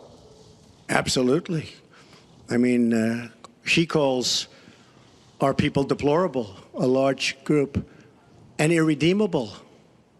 I will be a president for all of our people, and I'll be a president that will turn our inner cities around and will give strength to people, and will give economics to people, and will bring jobs back, because NAFTA, signed by her husband, is perhaps the greatest disaster trade deal in the history of the world, not in this country. It stripped us of manufacturing jobs. We lost our jobs. We lost our money. We lost our plants. It is a disaster. And now she wants to sign TPP, even though she says now she's for it. She called it the gold standard. And by the way, at the last debate, she lied, because it turned out that she did say the gold standard, and she said she didn't say it. They actually said that she lied, okay? And she lied, but she's lied about a lot of things. I would be a president for all of the people, African Americans, the inner cities. Devastating what's happening to our inner cities. She's been talking about it for years. As usual, she talks about it, nothing happens. She doesn't get it done. Same with the Latino Americans, the Hispanic Americans, the same exact thing. They talk, they don't get it done. You go into the inner cities and you see it's 45% poverty. African Americans now, 45% poverty in the inner cities. The education is a disaster. Jobs are essentially non-existent. I mean, it's, you know, and I've been saying at big speeches where I have 20 and 30,000 people, what do you have to lose? It can't get any worse. And she's been talking about the inner cities for 25 years. Nothing's going to ever happen. Let me tell you, if she's president of the United States, nothing's going to happen. It's just going to be talk. And all of her friends, the taxes we were talking about, and I would just get it by osmosis. She's not doing any me favors. But by doing all the others favors, she's doing me favors. Mr. Trump, thank you. But I will tell you, she's all talk. It doesn't get done. All you have to do is take a look at her Senate run. Take a look at upstate New York. Your 2 minutes is up. Secretary Clinton, it turned out 2 to minutes. be a disaster. You have 2 minutes, Secretary Clinton. Well, 67% of the people voted to re-elect me when I ran for my second term, and I was very proud and very humbled by that. Mr. Carter, I have tried my entire life to do what I can to support children and families. You know, right out of law school, I went to work for the Children's Defense Fund, and Donald talks a lot about, you know, the 30 years I've been in public service. I'm proud of that. You know, I started off as a young lawyer working against discrimination against African American children in schools and in the criminal justice system. I worked to make sure that kids with disabilities could get a public education, something that I care very much about. I have worked with Latinos. One of my first jobs in politics was down in South Texas, registering Latino citizens to be able to vote. So I have a deep devotion, to use your absolutely correct word, to making sure that every American feels like he or she has a place in our country. And I think when you look at the letters that I get, a lot of people are worried that maybe they wouldn't have a place in Donald Trump's America. They write me, and one woman wrote me about her son, Felix. She adopted him from Ethiopia when he was a toddler. He's 10 years old now. This is the only country he's ever known. And he listens to Donald on TV, and he said to his mother one day, will he send me back to Ethiopia if he gets elected? You know, children listen to what is being said, to go back to the very, very first question. And there's a lot of fear that, in fact, teachers and parents are calling it the Trump effect. Bullying is up. A lot of people are feeling, you know, uneasy. A lot of kids are expressing their concerns. So first and foremost, I will do everything I can to reach out to everybody, Secretary Democrats, Clinton. Republicans, independents, people across our country. If you don't vote for me, I still want to be your president. Your 2 I want to minutes be is the up. best president I can be for every American. Secretary Clinton, your 2 minutes is up. I want to follow up on something that Donald Trump actually said to you, a comment you made last month. You said that half of Donald Trump's supporters are, quote, deplorables, racist, sexist, homophobic, xenophobic, Islamophobic.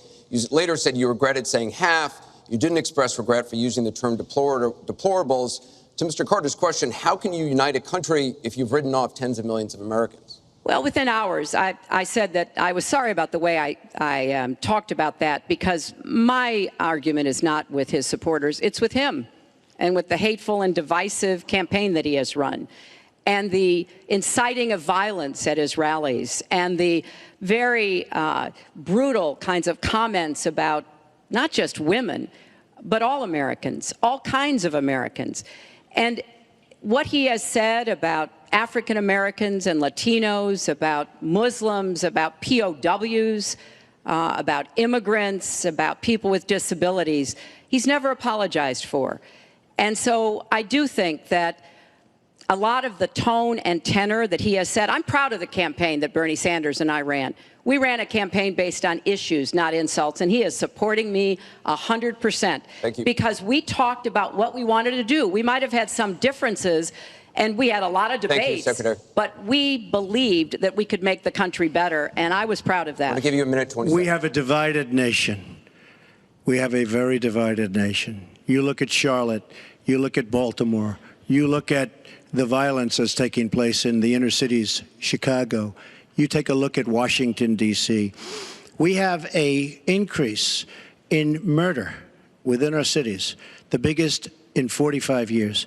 We have a divided nation because people like her, and believe me, she has tremendous hate in her heart. And when she said deplorables, she meant it. And when she said irredeemable, they're irredeemable. You didn't mention that. But when she said they're irredeemable, to me, that might have been even worse. She said some of them are irredeemable. She's got tremendous hatred. And this country cannot take another 4 years of Barack Obama. And that's what you're getting with her. Mr. Trump, let me follow up with you. In 2008, you wrote in one of your books that the most important characteristic of a good leader is discipline. You said if a leader doesn't have it, quote, he or she won't be one for very long. In the days after the first debate, you sent out a series of tweets from 3 a.m. to 5 a.m., including one that told people to check out a sex tape. Is that the discipline of a good leader? No, it wasn't check out a sex tape. It was just take a look at the person that she built up to be this wonderful Girl Scout, who was no Girl Scout. mentioned By the way, sex just so tape. you understand, when she said 3 o'clock in the morning, take a look at Benghazi. She said, who's going to answer the call at 3 o'clock in the morning? Guess what? She didn't answer because when Ambassador Stevens... The question is that the discipline of a good leader? 600 times. Well, she said she was awake at 3 o'clock in the morning. And she also sent a tweet out at 3 o'clock in the morning, but I won't even mention that. But she said she'll be awake. Who's going to... The famous thing, we're going to answer our call at 3 o'clock in the morning. Guess what happened? Ambassador Stevens sent 600 requests for help. And the only one she talked to was Sidney Blumenthal, who's her friend and not a good guy, by the way. So, you know, she shouldn't be talking about that. Now, tweeting happens to be a modern-day form of communication. I mean, you can like it or not like it. I have, between Facebook and Twitter, I have almost 25 million people. It's a very effective way of communication. So you can put it down, but it is a very effective form of communication. I'm not unproud of it, to be honest with you. Secretary Clinton, does Mr. Trump have the discipline to be a good leader? No. I'm shocked to hear that. Well, it's not only my opinion, it's the opinion of many others, national security experts, Republicans, former Republican members of Congress. But it's in part because those of us who have had the great privilege of seeing this job up close and know how difficult it is, and it's not just because I watched my husband take a $300 billion deficit and turn it into a $200 billion surplus, and 23 million new jobs were created, and incomes went up for everybody. Everybody. African-American incomes went up 33%. And it's not just because I worked with George W. Bush after 9/11. And I was very proud that when I told him what the city needed, what we needed to recover, he said, you've got it, and he never wavered. He stuck with me. And I have worked, and I admire President Obama. He inherited the worst financial crisis since the Great Depression. That was a terrible time for our country. We have to move along. 9 million people Secretary lost Clinton, their we jobs. have to- 5 million homes were lost. Secretary and Clinton, we're $13 moving trillion on. in family wealth was wiped out. We are back on the right track. He would send us back into recession with his tax plans. Secretary Clinton, we are moving to an audience question. We're almost out of time. We have the another. slowest growth Mr. Trump, we're since moving to an audience 1929. question. It is our country Mr. Trump, has the Secretary slowest growth, Clinton, we and want to get jobs to are a the disaster. audience. Thank you very much, both of you. We have another audience question. Beth Miller has a question for both candidates. Good evening. Perhaps the most important aspect of this election is the Supreme Court justice. What would you prioritize as the most important aspect of selecting a Supreme Court justice? We begin with your 2 minutes, Secretary Clinton. Thank you. Well, you're right. This is one of the most important issues in this election. I want to appoint Supreme Court justices who understand the way the world really works, who have real-life experience, who have not just been in a big law firm and maybe clerked for a judge and then gotten on the bench, but maybe they tried some more cases. They actually understand what people are up against, because I think the current court has gone in the wrong direction. And so I would want to see the Supreme Court reverse Citizens United and get dark, unaccountable money out of our politics. Donald doesn't agree with that. I would like the Supreme Court to understand that voting rights are still a big problem in many parts of our country, that we don't always do everything we can to make it possible for people of color and older people and young people to be able to exercise their franchise. I want a Supreme Court that will stick with Roe v. Wade and a woman's right to choose, and I want a Supreme Court that will stick with marriage equality. Now, Donald has put forth the names of some people that he would consider. And among the ones that he has suggested are people who would reverse Roe v. Wade and reverse marriage equality. I think that would be a terrible mistake and would take us backwards. I want a Supreme Court that doesn't always side with corporate interests. I want a Supreme Court that understands because you're wealthy and you can give more money to something doesn't mean you have any more rights or should have any more rights than anybody else. So I have very clear views about what I want to see to change the balance on the Supreme Court. And I regret deeply that the Senate has not done its job, and they have not permitted a vote on the person that President Obama, a highly qualified person, they've not given him a vote to be able to have the full complement of 9 Supreme Court justices. I think that was a dereliction of duty. I hope that they will see their way to doing it, but if I am so fortunate enough as to be president, I will immediately move to make sure that we fill that. We have 9 justices Secretary and they Clinton. get to work on behalf of our people. Thank you. You're out of time, Mr. Trump. Justice Scalia, great judge, died recently, and we have a vacancy. I am looking to appoint judges very much in the mold of Justice Scalia.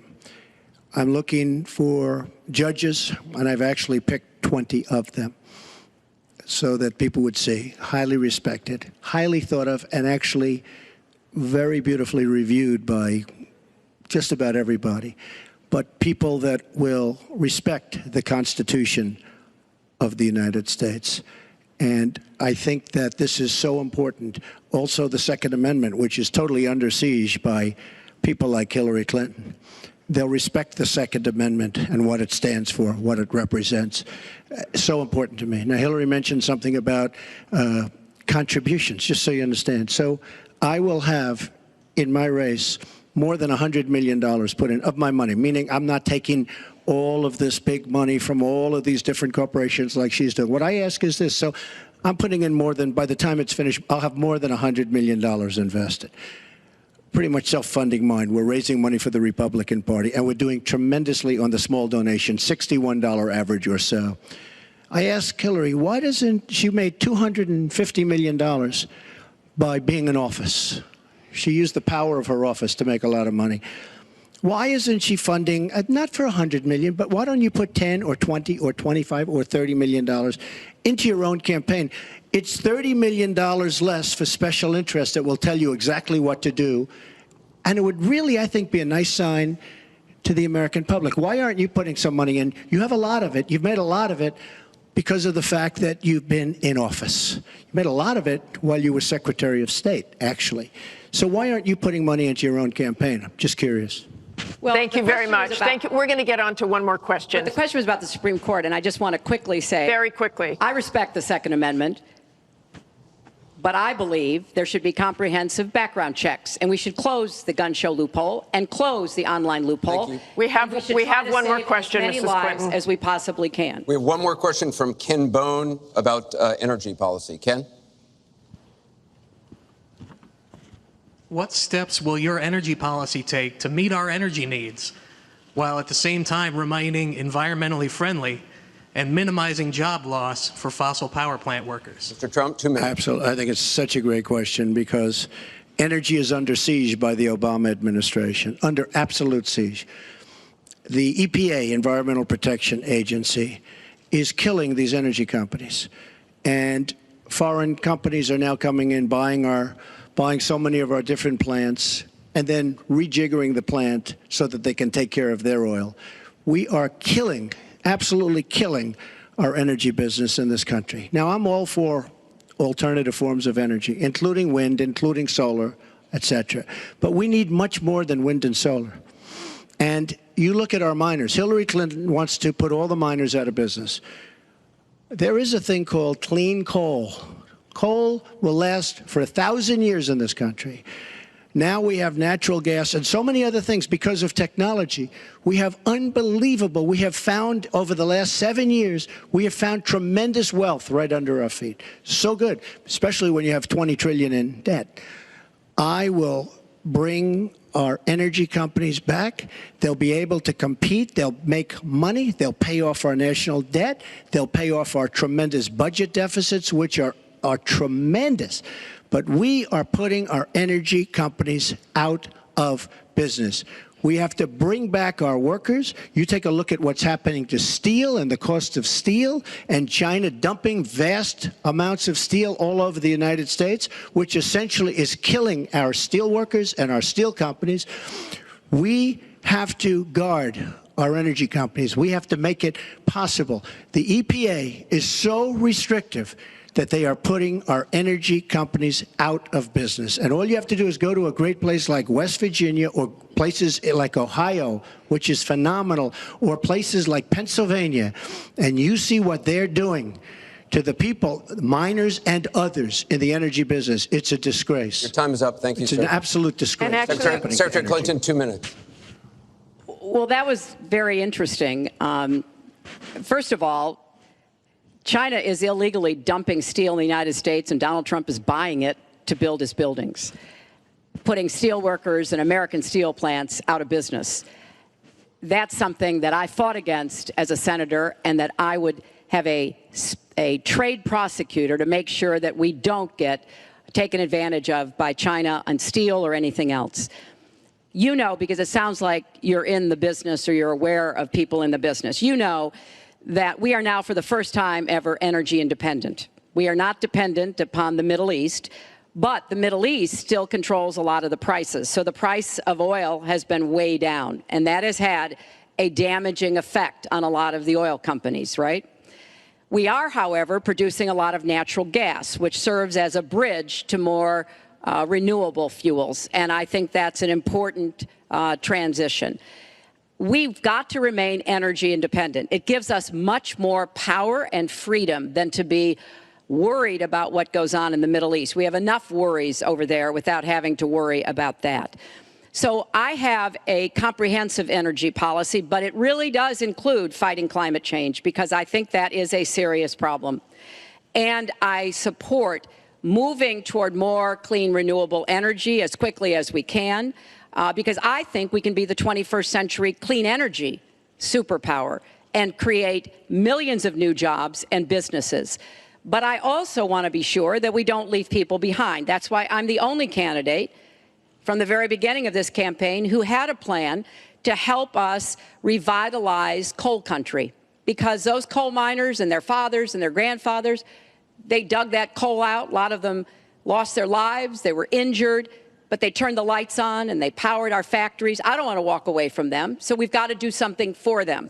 But the price of coal is down worldwide. So we have to look at this comprehensively, and that's exactly what I have proposed. I hope you will go to HillaryClinton.com and look at my entire policy. One more audience question. We've sneaked in one more question, and it comes from Carl Becker.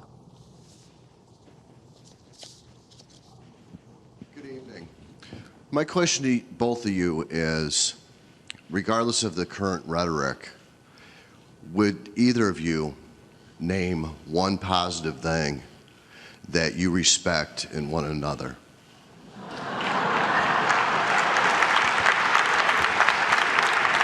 Mr. Trump, would you like to go first?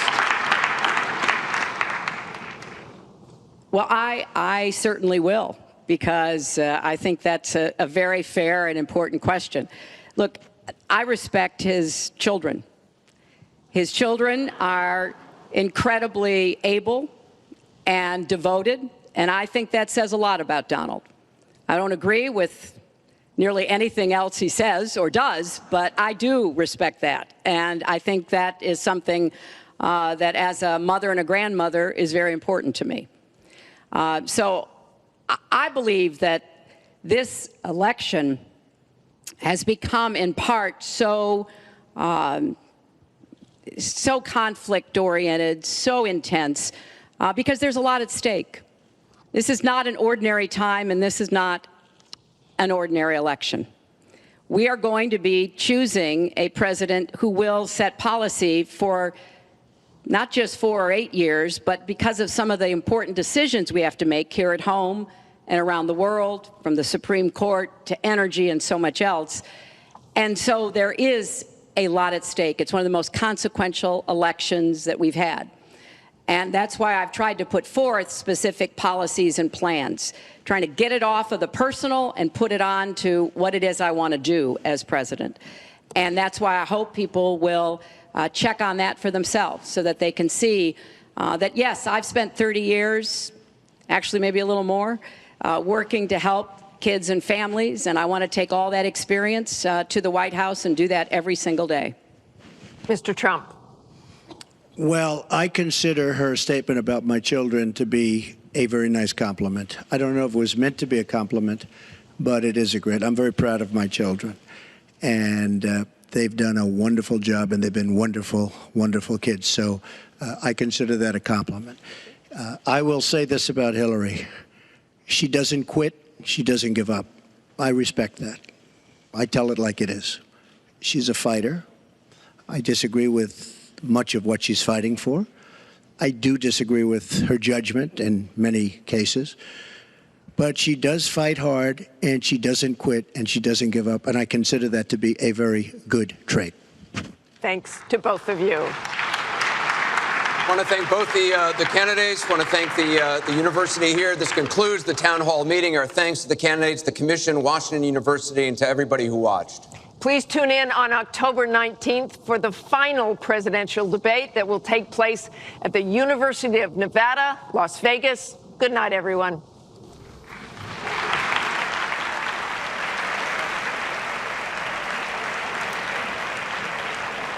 And that concludes 90 minutes of a feisty presidential debate. Donald Trump and Hillary Clinton shaking hands at the end, which you may have noticed they did not do at the beginning of this debate. I'm joined once again by Andrea Mitchell. Andrea, it's Kate Snow speaking here from New York.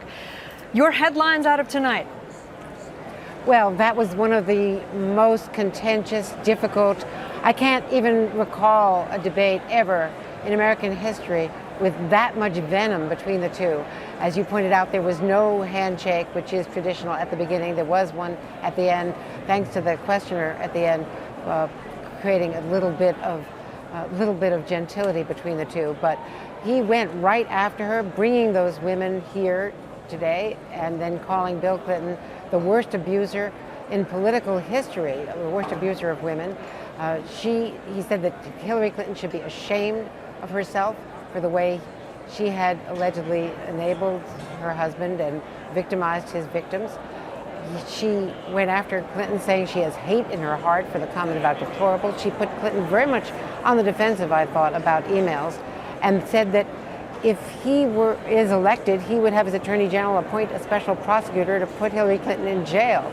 That is the kind of threat that former Attorney General Eric Holder, a Clinton supporter, albeit, but a lot of other people on Twitter were pretty shocked by, because that's the kind of thing that happens in Ukraine and Iraq and other places, totalitarian regimes, but not in the United States of America. He acknowledged that he has not paid federal income taxes, in large part, other than presumably payroll taxes. And it was just an amazing performance. Trump very much better prepared, very, very tough on Clinton. I'd say that they were tough on each other. Trump really gave the fact checkers a field day, saying that she had never supported getting rid of carried interest and other tax laws. Just one thing after another: Syria policy, Iran policy, things with ISIS that had nothing to do with her current role as a former Secretary of State. But boy, they really went at each other, and it was a merciless debate, and one that will really create even more toxicity and poison. One other thing, he really threw his vice president under the bus, saying that they have not discussed what Pence said about taking military action if necessary against both Russia and the Assad regime to save Aleppo, and saying that they had not discussed that and that he disagreed with it. So he really cut Mike Pence off at the knees.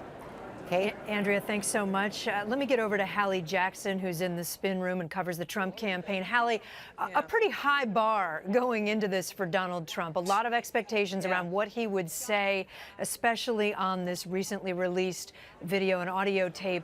I want to play that part of the debate where he was questioned by Anderson Cooper about the tape and about his comments on women and whether there were actions involved, whether he actually took actions against women. He called it locker room talk again and again, and then this is what he said when he was asked if it was more than talk. Just for the record, though, are you saying that what you said on that bus 11 years ago, that you did not actually kiss women without consent or grope women without consent? I have great respect for women. Nobody has more respect for women than I do. So for the record, you're saying you never did that? I said things that, frankly, you hear these things are said, and I was embarrassed by it. But I have tremendous respect for women. Have you ever done those women things? Have respect for me. And I will tell you, no, I have not. No, I have not, was the final answer there. Hallie Jackson, so many Republicans were watching to see what he would say about that tape. It's gotten so much attention over the last 48 hours. We've had dozens of Republicans defect from the Trump campaign, don't want to support him anymore. How do you think that's going to play tonight? So I think that what we're seeing so far, Kate, is a bit of a mixed reaction to this among Republicans. I have had some just in the last couple of minutes here as the debate has been concluding, texting that Hillary Clinton perhaps didn't do enough to separate herself, that Donald Trump was able to sort of fend some of these issues off. That said, he had his weak moments. That moment on Syria when he split with his running mate is significant. Democrats are certain to go after that moment, as Andrew was talking about, when he essentially said that he would get his attorney general to go after Hillary Clinton. That's raising a lot of eyebrows in some circles, but certainly sort of the most talked about moment is going to be those first 20 minutes when Trump was asked about what he described multiple times, Kate, as locker room talk. And significantly in that first question pivoted almost immediately to talking to ISIS after issuing an apology. One of the things that we had heard again and again prior to this debate was the desire to see real contrition, including from his running mate, Mike Pence. Sources close to the Indiana governor telling us that was going to be one of the key things Pence was watching for tonight. Over the next 24 hours, there had been high-level Republicans who had been hoping to see Trump's performance here to determine whether they would also join those revoking their support. And I think we will see that over the next 12 hours. Let me give you a little bit of a sense inside the spin room here, Kate, because it is packed as it always is. The bike racks are up, which in prior debates has been a sign that Donald Trump himself will come out and talk with reporters, talk with people here. And I am told by a campaign aide, so will the women he invited tonight who were in the audience at the debate hall. Kate? Hallie, thank you so much. I want to go to Kristen Welker, who's also in the spin room. Kristen typically covers the Clinton campaign. Kristen, Trump went there. He brought up Bill Clinton's past. You just heard Hallie say he may bring those women out again who were in the audience, bring the accusers into the spin room where you are. What do you think the Clinton campaign is going to say about the way she responded to that line of attack? Well, Kate, first of all, just to characterize her thinking going into this debate, Secretary Clinton, I was told, was bracing for an all-out attack, and that's essentially what she got. And there was a lot of speculation that she might be thrown off of her game. Instead, the two candidates did have that very vigorous back and forth that Andrea just mapped out on a whole host of different issues. But you're right, that moment when Donald Trump raised Bill Clinton's accusers, the fact that they were there in the audience was a stunning moment. The campaign saying that the way she responded was steady. The fact that she essentially stood up and said he got some of the facts wrong and then proceeded to quote Michelle Obama, who said, when they go low, we go high, and then pivoted back to her own record. So the campaign spinning that as a successful moment. I'll read you what I'm hearing from one campaign official who says that they predict an even faster race to the exits by Republicans in the coming days in the wake of this debate, and because Donald Trump made that decision to bring out those women. We are here in the spin room, as you say, Kate, and we are hoping to talk to some of them as they come in here, Kate. Kristen Welker, thank you so much, and to Hallie Jackson and to Andrea Mitchell. Oftentimes the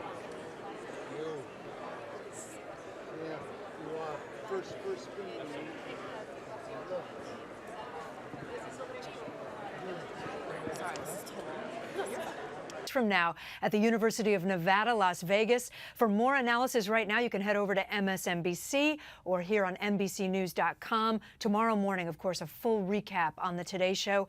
I'll see you at 3 p.m. Eastern tomorrow on MSNBC. For now, I'm Kate Snow in New York. Good night from all of us at NBC News.